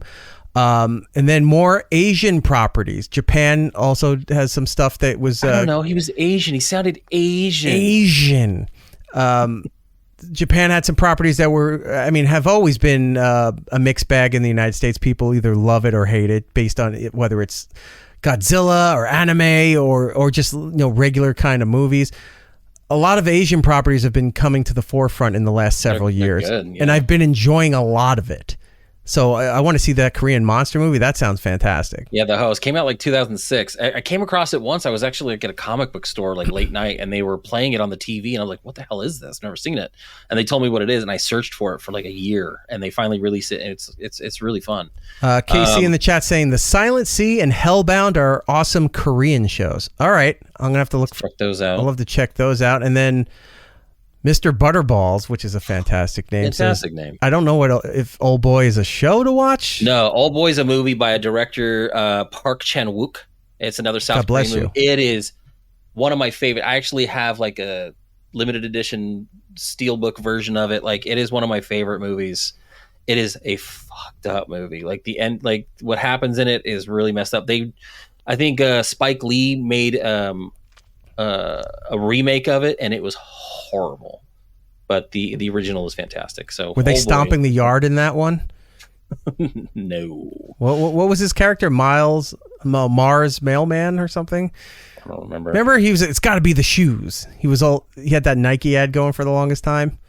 You know who I'm talking about? Spike Lee's TV character. No, I know. Okay. I just can't remember. All right. Frankie Bronson saying Japanese and South Koreans are my favorite Asian countries. Funny that they ranking them. Yeah, funny that there is a ranking system out there. Funny that they hate each other, but they are both very respectable cultures. Well, look, if you go back through a lot of Asian history is difficult to understand if you're not from anywhere in that region. Like trying to go back and read up on all these things. I watch a lot of those documentaries that show up on streaming sites or like HBO, Discovery Channel, that kind of stuff, where they show like the history of samurais, the history of this thing with Chinese culture and the stuff with Korea. At one point, Japan like owned all of it. They took over China, they took over Korea, they took over a lot of shit. Some of the areas that are part of Russian territory currently were all run by the Japanese, and the Japanese were not very kind to the people that they ruled. So yeah, there is a lot of animosity in that, and I don't know if there's still that much to this day. I know looking back in history, Japan would seem to be a lot of the problem for the shit going on out there, but I think nowadays Japan and South Korea are trading partners. I think it's a lot less hatred on that. I think they all just look at China and go, what the fuck? Maybe. Update real quick. The Host is on Max. So if you want to watch it, it's on Max. I just renewed my subscription service. Nice. So when I was having the problem with Fios and I was clearing out a lot of the shit they were charging me for, right, I just resubscribed for that bundle. It's Disney, Hulu, and HBO Max together. So I switched all my billing to that and got everything back up. And I got to go and I'll go add that there. The Host. Is it in Korean? Is there a dub or can I watch it? I don't know. I don't watch dub versions of a lot of things. I almost said, can I watch it with sign language? And that's not what I meant to say. Can I watch it with captions? No, sign language. It's captioned. All right. Now I'm thinking about it. Imagine you're watching a foreign film for a language you don't know, and there's somebody doing this, and I'm like, I don't even know sign language. I can't. What am I watching? I can't stop looking at her. It's like when you watch like those hip hop concerts, and then there's just someone on the sideline doing like hip hop dancing and sign language. Maybe that should be the show title. Can I watch it in sign language? That would be great. So this movie, basically, it's American military base releases toxic chemicals into the drain of the Han River. And 6 years later, a mutant squid monster leaves the water and attacks people on the side of the river. It's so fun. It's a fun monster movie. It's really good. I think you like it. Hold on, Chris. Our pal Chris. Subdivisions. Go give his YouTube channel a follow. He does a lot of late night karaoke crooning. I believe he's starting off with my request this Friday night with Lady in Red. Men? Oh, that's fucking. Is dancing with me, cheek to cheek. All right, let's. And then I'm going to have him do Take These Broken Wings and Learn to Fly Again. No, you sing it. No, we're good. Okay, I was leading you in. I was hoping you'd croon. Chris says, I respect any culture who eats the crazy shit that they do. It's not exactly White Castle. No, they have a lot of nice delicacies. Then they have a lot of weird shit. Korean fried chicken is fantastic. It is. I've heard. Anyway. So this was all about Mickey 17. That's in theaters right now. Over available on demand, you have Heart Eyes and Honora. Honora is the one that kicked Wicked's ass. Kicked a lot of ass. At the Oscars. A lot of Oscar awards for that one. Over on Max, we have that Korean horror movie called The Host that Jordan just said. From 2006. Go check it out. Yes. Heretic is on there. And The Righteous Gemstones comes back for their 4th and final season this Sunday. And from what I saw in the trailer, looks fantastic. And Walton Goggins is great. And he's in the White Lotus right now. White Lotus. Yeah. He's everywhere. Yeah, I got really disgusted because White Lotus started and I hadn't seen it the night that it came out. And when I woke up on Twitter, there was just photos of him with a gold chain and an open like Hawaiian shirt or like a vacation style shirt unbuttoned down, but no shirt under it. And people were posing like, oh my God, he's so sexy. I went, the Bear Jew is sexy? Walton Goggins. But no, he's fantastic in everything he does. But you also got Danny McBride and John Goodman. John Goodman's great. Go watch the Righteous Gemstones. If you haven't, all 3 seasons available on Max. It's worth the watch. It really is a great show. Over on Disney Plus, we were talking about Daredevil Born Again. That's there. On Netflix. Netflix and Hulu have a lot of comedy specials coming out soon. But right now out on Netflix is Andrew Schultz's new special called Indulge, which I saw a couple of clips from that, and it's very funny, so I'll be watching that this weekend. Out next week, since we're talking about comedy specials, on Amazon Prime, Eliza Schlesinger has a new special called A Different Animal. Over on Netflix on March 12th, John Mulaney Live returns, which I enjoyed that show. I really did for too. What it was that first season, because it was felt a little awkward at first, but then once it started finding its footing, it was actually nice to see like a live show and be funny. Yeah, it was trying to be like a live talk show and a sketch show at the same time, because he had a lot of pre-recorded segments too. Yeah, while live and taking live phone calls. And I think they were talking about like palm trees. They had like tree experts on about LA. The first episode crashed a lot of their streaming because there were so many people tuning in, and then I think that was the test flight. Well, that for the live, yes, but that was also that was the week that they also did the roast of Tom Brady. So like they were doing a lot of live content that week to really like push the boundaries a little bit. So I want to address something here. What was the last thing I said? John Mulaney Live, yes, on Netflix March 12th. And then we'll come back to what's next week. I want to address this.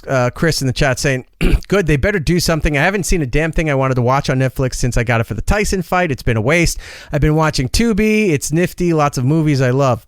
Tubi's fantastic too. Here's the thing with Netflix. Has great programs, but they will break your heart because they cancel them all the time. I'm going to recommend 2 shows for you, Chris, and I think you should watch them. One is called 1899. Watch that. It was so good. The other one was called Chaos. Chaos. Show about it. It was called Chaos, spelt with a K. It stars Jeff Goldblum as Zeus. It's about the Greek gods being around in modern times. It's so good, and it's such a bummer. Yeah, don't tell him that. Let him find out. Let him get disappointed on his own. I mean, Chris. It's so good. I can't wait for season 2 next week. So watch 1899. Watch Chaos. Oh yeah. Also, because there's a new season coming that I wasn't aware of till a few weeks ago. Alice in Borderlands. Now, don't watch it with the English dubs. Because I watched Squid Game Season 1 not realizing that it had the Korean version with subtitles. I turned it on, hit play. They automatically had it set to the English dub. And it was very weird. When you watch, I had to watch it again with the subtitles and go, what she's saying and what's on the screen are 2 different things. Alice in Borderland. For a second, you keep talking. I got to jump out for a second. All right, you do that. He's going to tinkle and play with himself. Why is my screen so big? What happened here? It should not be that way. Let's see. Shift that automatically present. No, not that. Landscape mode. Why is this not virtual backgrounds? Oh, is it a background? Should I do that? Look at me. Hi. I'm in Delaware. That's an old gag for people. Yeah, I don't know why my camera is zoomed in this big, and it's really, really bugging me because I don't want to see my face this large. Orientations disabled while live. This is not going to be fun. No. Here's the technical portion of the show for segment 2. We've never done that in a while. What is this one here? Does this do anything? Ugh, that looks like somebody jizzed all over the lens. We're not doing that. What did I come back to? I'm trying to... Oh, you came back to this. Jizzing on the lens. No, I came back to this. I'm in Delaware. Delaware. No, I couldn't get the border to come back up, which is so weird. I don't know what changed. Eric in Borderlands got it. All right, I'll have to see when we're not live. I don't know why it zoomed in so much there. Sorry. Eric, whatever iHeart is paying you, it's too much. I agree. Correct. But again, we're the Milton of Office Space for that company. They forgot that we still work there. I'm overpaid for this. Which, by the way, they had, not our company, but they had another massive radio layoff today. Over 300 people got let go from Odyssey. Odyssey used to be Entercom, used to be CBS Radio, used to be Infinity Broadcasting. So our old company, far removed. A lot of people I know got let off. The only thing that was different this time around is that Odyssey announced their layoffs and then submitted a list of everyone they laid off of note to the media. So the media, that like trade magazine, not magazines, but trade sites and whatever email things that were put out, listed all the people that they let go. Other companies don't do that. You find out through social media that they were let go from whatever reason. I think that's worse. That's like fucking salt into the wound of like, hey, we let the following people go. And then you see it going like old credits as you're trying to see your name at the end of an episode. So the following folks were not affected by this. The morning show that took over when my pal Scott Shannon, right? Mentor of mine. Love Scott Shannon. Worked for him for a little bit, did his last show, his last few shows that he did before he was unfortunately set off into the sunset by Odyssey. They brought in a younger morning show, guy and a girl. The girl used to be on the Todd Show back in the day. She was one of the co-hosts on Todd's show. And she took over, and they were doing it. She got let go, and she just had like her third kid or something. So that's not a good spot to be in. So they got let go. A lot of other prominent shows around the country got let go. Some of them get to do a show tomorrow, meaning Friday for this week, depending. Rare. Yeah, to do their goodbyes, which is also sucks. Because I mean, would you rather do your last show with 1 day's notice, or do you just go fuck that, leaving? I'd rather go out like a mystery and be like, what the hell happened to that guy? I'd rather go out old school and set the transmitting tower on fire. Or steal it, like in that one city. I was just going... You telegraphed that one. I was going to talk about that story where somebody stole the radio station tower. I got to look up to see if they got any resolution on that one. Yeah, we haven't seen that. Hadn't seen that story in a while. So a lot of people got let go. Terrible. That sucks.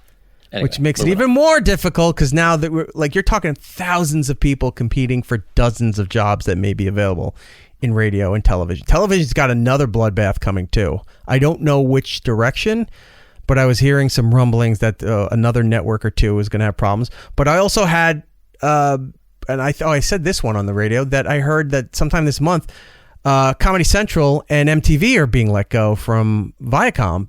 Mm-hmm. That they're selling them off, like somebody else is taking them over. Yeah, they're trying to. And MSNBC, I don't think they've announced a buyer or if they even have. MSNBC is continuing. They let go a lot more people. Some of them I agree with, but they let go a lot more people. They made Rachel Maddow come back. She was working 1 day a week for the last few years. They made her come back and do it 4 or 5 days a week now for the enormous amount of money they're paying her. And she seems to be the only thing that's generating ratings on that entire station. They made her come back and do 4 or 5 days a week now. And I know she's not happy about that, but like, fuck that. You're not Howard Stern. Even with Howard making all that money, his fan base was like, really? You could barely do 3 days a week? Everything's falling apart. It is. Everything's falling apart. Speaking of quality, Netflix, March 13th, Kraven the Hunter. Why couldn't they lay everyone off of that before the movie was done? Well, no, Sony might be heading that way as well. Yeah, they've canceled the Spider-Verse, so who cares? They did? Oh yeah, all that's done. That's Kraven the official? Hunter was the last movie. Yeah, they've talked about that before. Like they're not going to move on with God. this crap. All right, so you know what that means? There's Disney's something in the probably gonna buy works. 'em up. There's something in the works then, because they kept doing that because one, they had the right to, they had the licensing for that, but two, you had to keep doing that every certain amount of time because otherwise your rights expire. If you can pay all you want, but if you're not, there's always something in those agreements. If you're not making anything with it, then the rights can go back to the original holder. So if they're not going to make any more Spider-Man extended universe properties, that must mean that there's something going on with Disney, that they're going to, either Disney's going to get it back or they're going to have a new agreement where Sony's involved with everything going forward and letting Disney, Marvel, put all that shit together. Who knows? All right. So Kraven the Hunter, Disney Plus, March 12th. I had this out of order. Moana 2, which I know my kid's going to be very excited about because she's seen the toys. She's seen commercials. She's got Disney radio in her mom's car. And songs come on with, she loves Maui, and songs come on that she doesn't know. Now she knows the songs because they play all the time. But she wants to see it, so now it's going to be available. I can't take her to the movies. And her grandfather, over the summer or the fall, whenever that movie came out, said to me, he's like, I want to take her to the movie. He's like, I want to pick her up, take her to lunch, and then we're going to go see Moana 2. And I said, no, you're not. What do you mean? Grandpa, you've been dead for years. I know. You've been collecting Social Security for 190 years. 190 years. No, he's like, why not? I go, no, take her to lunch. And he's like, she's not going to sit through a movie theater experience. He goes, oh, she will. It's Moana. She likes Moana. I go, she's not even 4. She's not going to sit there. And besides, when she is at that age, it's kind of something I want to do. Like, I don't think that's wrong of me to be selfish like that. Like, that's an experience I want to take her to for the first time. Right? Yeah, I mean, there's big moments that you'd want to actually experience with your kid, and when you find out like grandma decided to go do this or grandpa took him out to this, and you're like, oh. I don't care. Take her for ice cream. He was taking her down to the Jersey Shore. There's like boardwalks and all that stuff down there. I didn't care, but it's like she's not going to sit through a movie. She can barely sit through 10 minutes of Bluey. And those episodes aren't that long. She watches it, then she starts dancing around, and then there's another baby going into triage, which is a story for another time. Yes. But anyway, Moana 2 next week. In theaters next week, Novocaine. I think I know what that is. It's the one where the guy can't feel pain, so he's gonna go like rescue his girlfriend or something. Oh, yes, this is the Remy. Why can't I think of his name? I don't know, but this is a fun game. Let's see, Remy. Anyway, it's Jack Quaid's character. Oh, it's Jack Quaid. So he's the guy from The Boys. Dennis Quaid's kid. That's not the movie I'm thinking of then. Ratatouille. Wrong Remy. No, I didn't. I'm thinking the movie with Remy Malek. That's the one I'm thinking of. That's not Novocaine. Oh, no. That's the one where he's like a data analyst that goes trying to find his wife's killer. He works for the FBI and they kill his wife. Yeah, that one looks actually kind of good. Yeah, Except that he always still looks sleepy going through it all. So he's like, I'm blowing people up, but I look like I need a nap. He's the least action hero for that role. But yeah, it's again, least action hero. That I would watch that too. But that trend has grown. Yeah. With that because of, look at Bob Odenkirk as Mr. Nobody. They just wrapped up the second one. But he was great in that. It's like Bob Odenkirk can't fight. He's not a vigilante type thing, and it was great. Oh my God, when the bus scene, when his dad pulls out a shotgun. Oh, okay. And it's Christopher Lloyd, and he's just like, they're all fighting at the end. I'm like, this movie's fucking fantastic. Like, I loved every second of it. Frankie Bronson, yeah. Remy's a nerd James Bond. Yep. Yeah. That pretty much is. That's going to be the issue. What is Mr. Ball saying? My dad fell asleep when he took me and my brother to the first Pokemon movie. Audible snoring in the theater. Nice. My dad used to have box seats at Shea Stadium. Him, his dad, his family had them since Shea Stadium opened, I think like in 1962. So when I got old enough to go to ball games and stuff, he had right on the first base, like right there. Not the field level, the blue level, I think it was called the loge level. 4 seats, name plaque, everything right there. Our seats right above the field, so you're pretty much level with first base. You could see everything. They were fantastic seats. So there were so many games a year. He had all the season tickets, so he would divvy them out to family members as like Christmas presents and stuff, birthday things. But there were times I would go and it was like be me, my brother, and my dad, or other family, my dad. Sometimes I'd bring friends from school and we'd go to the Mets games. My dad used to fall asleep at the Mets games all the time. I don't know how you did it because it's hot during the summer, right? Unless we got to go during May or June, when spring training was done and you got the early parts of the season. But he would fall asleep during the Mets game. Now, granted, you don't hear the announcers like you are on television, but you hear the crowd, you hear a crack of a bat if something happens. It's not quiet at a baseball game. There's lulls, but it's for the most part loud. Right. And where Shea Stadium was the main flight path for LaGuardia Airport. So every 10 minutes, a plane is just covered. They used to have timeouts for if the planes were too loud. The umps would throw their hands up and have to wait for the plane to land so they can continue pitching and playing the game. So, he would fall asleep at that. Oh, wait a minute. He fell asleep once at Letterman. I used to get tickets to late night, not late show, late night with David Letterman, and that was at Rockefeller Center. You had to be 16 or older to go to see a taping of Letterman. And I used to go when I was 13, 14. But if I had my dad, I'd lie and say I was 16. So I had the tickets, we would go. He would fall asleep during the breaks. And during the breaks, when Letterman goes to commercial, Paul Schaefer's band are playing music the entire time. It's loud. You're hearing a concert happen.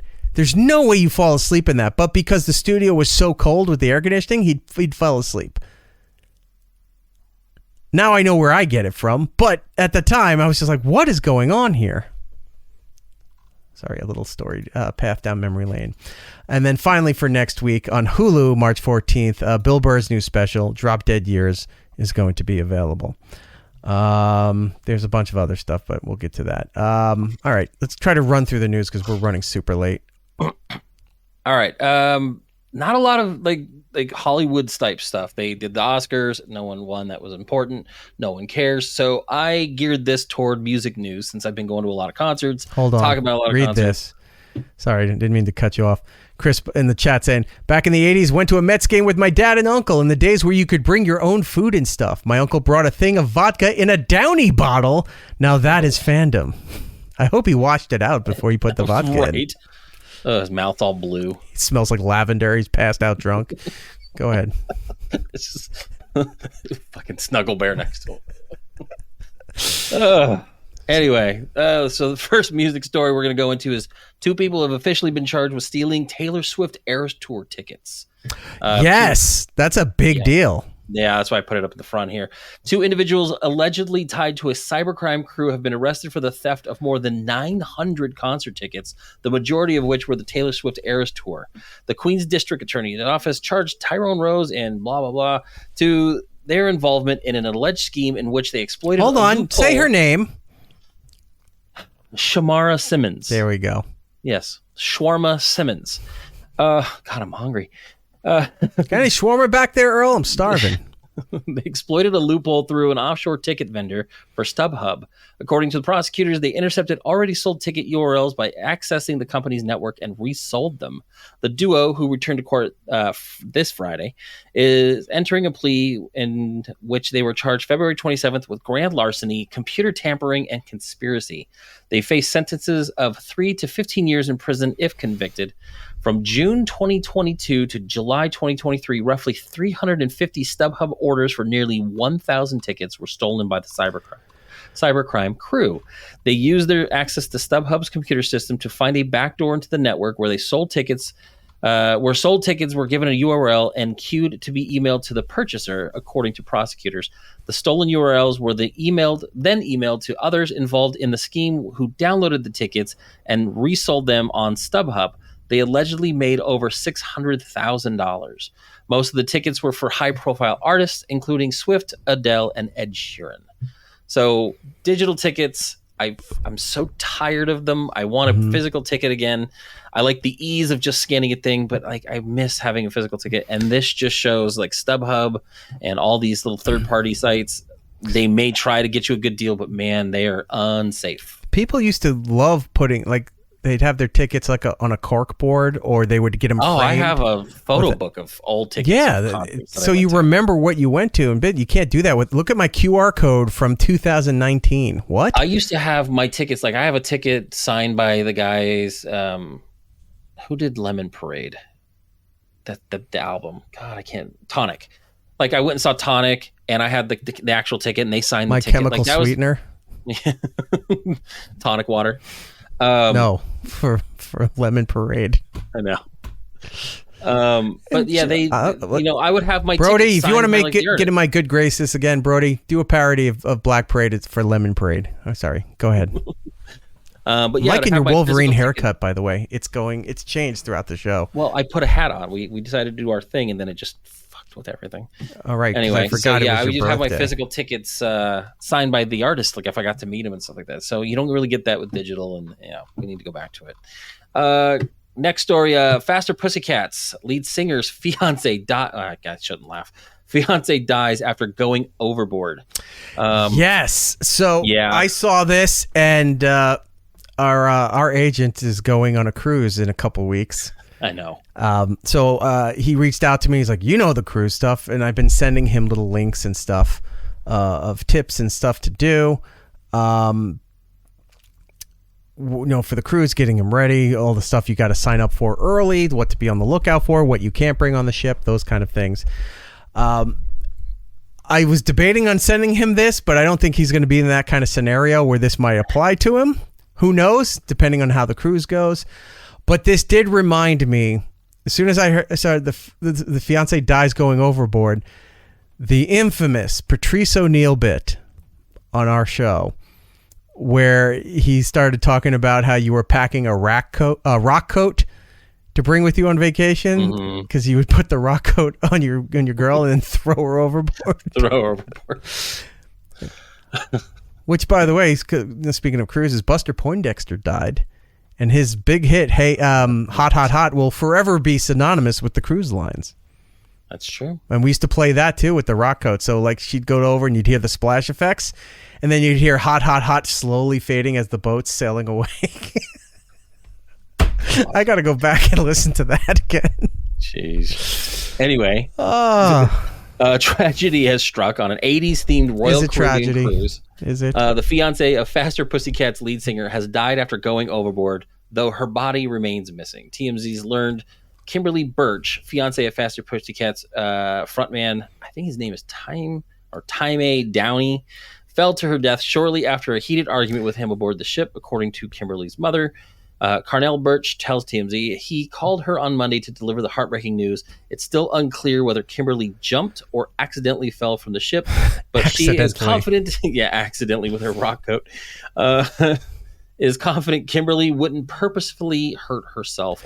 She slipped on the wet deck as it was raining and then was violently shoved overboard. So sad. As what happens during bad weather. Right. A spokesperson tells TMZ, our crew immediately launched a search and rescue effort, is working with local authorities, and we are providing support and assistance to the guest family during this difficult time to respect the privacy of our guest family. Will never be found. We have no additional details to share. Probably not. No, it's impossible unless you're floating up, but you're in the middle of the ocean. There are creatures in that ocean.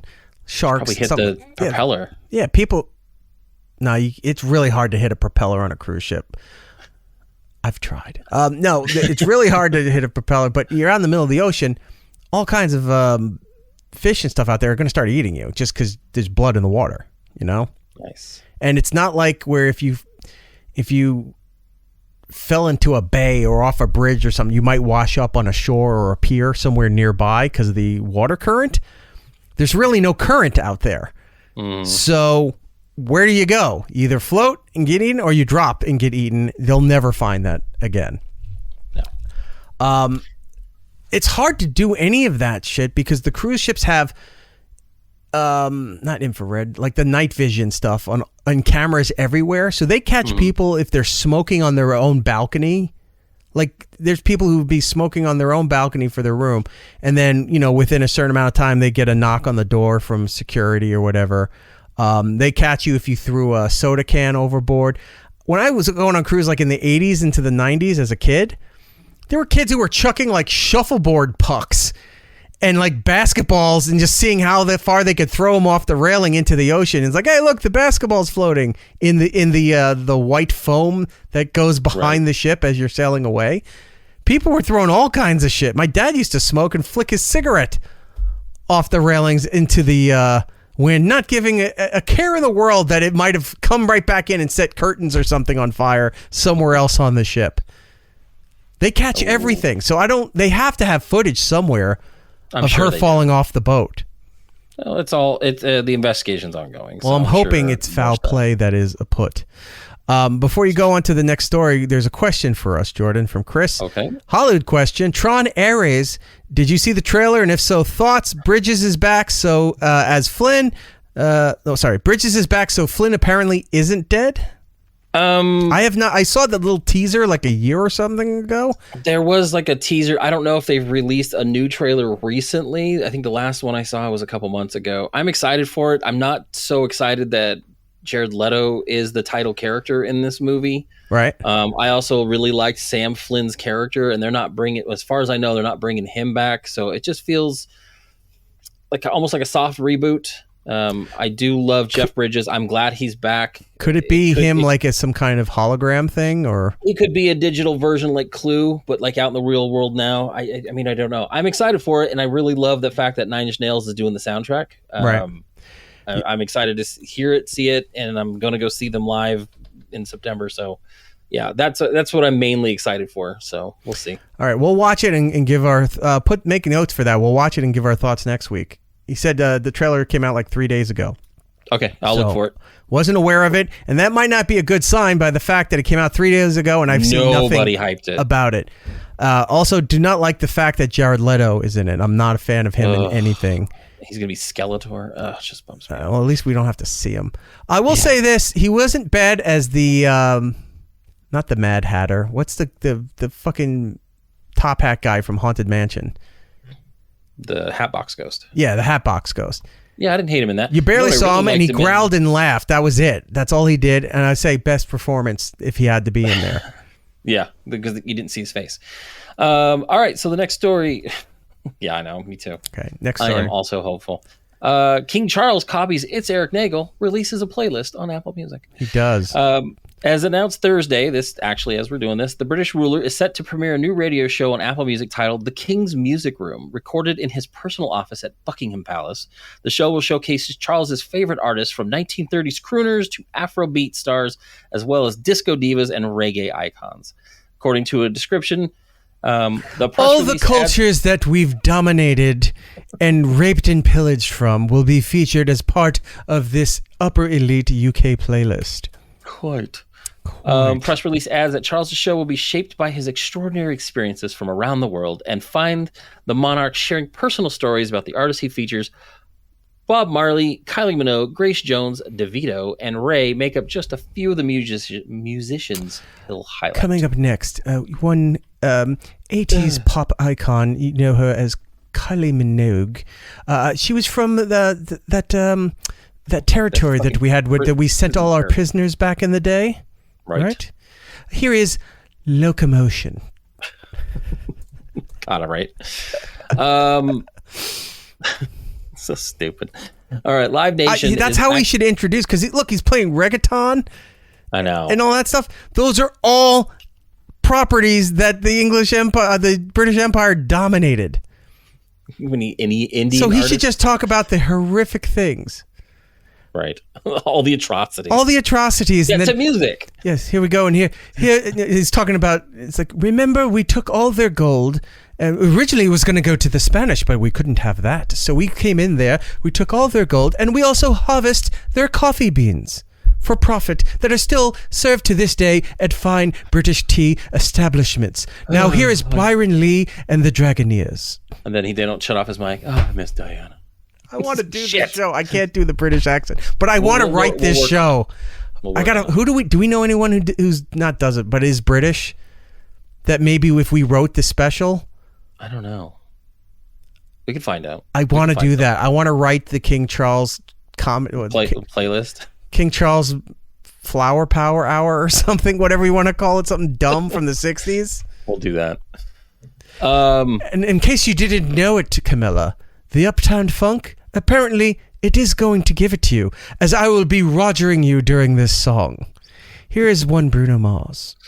Oh, rogering. Gross. I know you don't really go to concerts, but Live Nation's actually going to be ending a popular summer pass. They're killing its Lonnie Pass, which I hate the name, but I get it. Lonnie Donnie, we like the Pawnee. So they're killing its Lonnie Pass, offering several outdoor amphitheaters across the United States. The summer-long pass offered access to fast lane at entry gates for $239 and sold out in 2024. It's just one of the latest changes made to the concert-going experience. In November, Live Nation confirmed that concert-goers will have to pay at least $20 for parking to attend events, which is fucking ridiculous. Premier VIP and oversized car limo parking is also available for a higher fee. Another change that is that concert-goers are barred from bringing in their own low-rise chairs for lawn shows. Instead, concert-goers will be required to rent chairs at the venue for $15 a pop. They do that here, so they started that a while ago. So yeah, they're getting rid of their Lonnie Pass, which was actually, I mean, it sucked here in Arizona because the summer is the worst time you want to be in an outdoor venue, but it wasn't a bad price, and you get a lot of good shows for that. So it's kind of a bummer they're ending that. It's kind of, dumb. Our next artist comes to us from Jamaica by way of Southern California. They are known for their two-tone melodies and upbeat ska rhythms. And they're from the land of Jamaica, which I believe we went in there, an impoverished area that we turned into resorts, and makes one delectable form of jerked chicken. Here's No Worries. You're killing me. I want to do this show so bad. I know, but can we not do it at like 10:30? Oh, I know. I'm delaying. Anyway. Go ahead. Neil Young's coming back to do a new tour. He's hinted at a full tour in the UK, European, and North American territories. 79-year-old singer will be playing a headline at the Glastonbury Festival this summer, but has revealed that he has a host of dates with his band, the Chrome Hearts, in the pipeline, and has teased an announcement next week. A post titled "Join Us for the Summer of Democracy," which of course got to be political, on his Neil Young Archives website reads, "Music unites. We will be there with you. Join us as we celebrate the summer of democracy. Old songs and new songs, old words and new words, long jams." He's been a fucking problem for the longest time. One, he's too old to be doing this. Two, he's never sounded good in any of his music. Three, didn't he remove his music from Spotify because of something with Trump's first administration or something? Or was it something? Oh, no. It was when Joe Rogan signed the deal with Spotify. Okay. Yeah, I knew it was something political like that. So he removed his catalog from there. It had nothing to do with it. He was all about never doing anything with America again. Then, like, within a year, his catalog was back on Spotify because I guess he realized you're not making any money by all of this shit. And now you're going to do Summer of Democracy going to the UK, which is a monarchy, Canada, which is still a hybrid of parliamentary and it's not really a democracy. What is it called? They have the weird hybrid where they have a prime minister, but they also report to the king. Constitutional monarchy? Something like that. Yeah. And then North America, he's going to play through the United States. Mm-hmm. His audience is the kind of audience that doesn't like the shit he's talking about. They're the exact opposite. Right. Whatever. Mark Hoppus is actually doing a book tour this... he writes a lot of books. Spring. Yeah. Blink-182 rocker will hit the road across the United States in April to celebrate the release of his book, Fahrenheit 182. Get it? Which he has co-written with journalist and author Dan Ozzie. Mark that means hot. Too hot to handle, too cold to hold. Temperature. We call the Ghostbusters. Fuck Ghostbusters. Mark will be joined on stage. Bobby Brown! He did drugs and killed his wife in a bathtub. Go ahead. And his daughter. For the event, No. That's speculation at best, and she did it on her own. She acted alone. Oh, I love speculation. It's delicious. Robbie, Bobby, Ricky, Mike. I like the girl, even though she's a dyke. Oh, that's not the lyrics. It's a different show. That's what you do. That's the voice of King Charles right there. Chip Chipperson. King Chipperson. I'm King Chipperson. No, then I have to have Norton. Then we have to get Chip. Yeah. Norton's not going to do that. Anyway, the run will kick off on April 9th in the Brooklyn Paramount in New York, just one day after the book gets released. He will then move on to Somerville Theater, Washington, D.C., at the 930 Club, the Fillmore in Philadelphia. 7 tour dates continues in Chicago, and he ends up in California in El Cajon, which is near the San Diego, and the Wiltern in Los Angeles, which I may try to go to, and I might try to rope Robin to go with me. Fucking A, Fahrenheit 182. Wait, what's that name again? Hit the music. The description for the book reads, thread through a very human story of a constant battle with anxiety and Mark's public battle and triumph over cancer. So, yeah, it's nice to see a cool little thing. I might actually go do that. It's a Sunday, so I could probably make that work. And then the last show, are you a Pink Floyd fan? No. Like, you were into them? I hate Pink Floyd. So this is great. There's a bit out there. It's actually it did really well when it came out. I kept saying, I don't like the fucking cash register song. And then I went into the whole thing why I hated Pink Floyd. Funny. It's like, we get it with your sound effects. Anyway. Pink Floyd Live at Pompeii releasing in IMAX. The 1972 concert film Pink Floyd Live at Pompeii has been digitally remastered and is coming back to cinemas this spring. And not just any cinemas, IMAX. So you can enjoy it in gloriously rendered 4K massive vision. It will be accompanied by the live album, which will be released on CD, digital, audio, and vinyl for the first time in Dolby Atmos.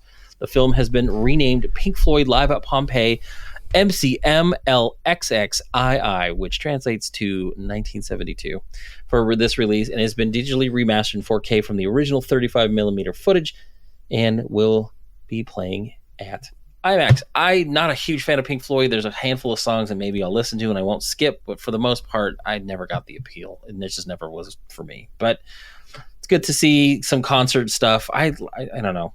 You've always said that, if they released like concerts videos and they did like a pay to watch, you'd go do that. This seems kind of like that would be kind of cool to do. So. Probably. Do you know if you play With You Were Here while watching Behind the Green Door, it ruins the porno? Fucking assholes. Funk sucks. Anyway, but that's it for music news. All right. We went way too long once again in a foolish attempt at trying to shorten the show. We do need to do the plug, so Jordan, as always, our nation's eyes turn to you. Come check me out on Instagram, X, Blue Sky, at Jinxed Ronan, Twitch at JinxedRonan79. I started streaming a few things. I was doing some Rocket League the other day.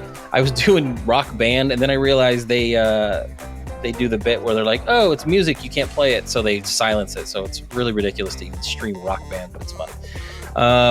And if they Amazon, silence it while you're playing or just after? No. So if I'm doing it live, you can see how bad I am at it. But if the video stays up, they oh yeah, that I knew they did. Okay, it's kind of ridiculous. So if you got an Amazon subscription, go over to our Twitch channel. Use that subscription to subscribe to our Twitch channel, free of charge, paid with your Amazon Prime subscription. You just go in, click the little box, it says free sub.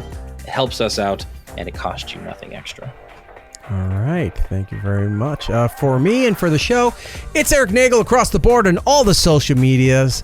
Follow us in all those places, including, people ask us if we're on Blue Sky. I don't know why you're using that. There's nothing happening there. I know they're trying to be counter Twitter, X, whatever. I get it. But you also don't support that platform. Like, nobody's really talking on it.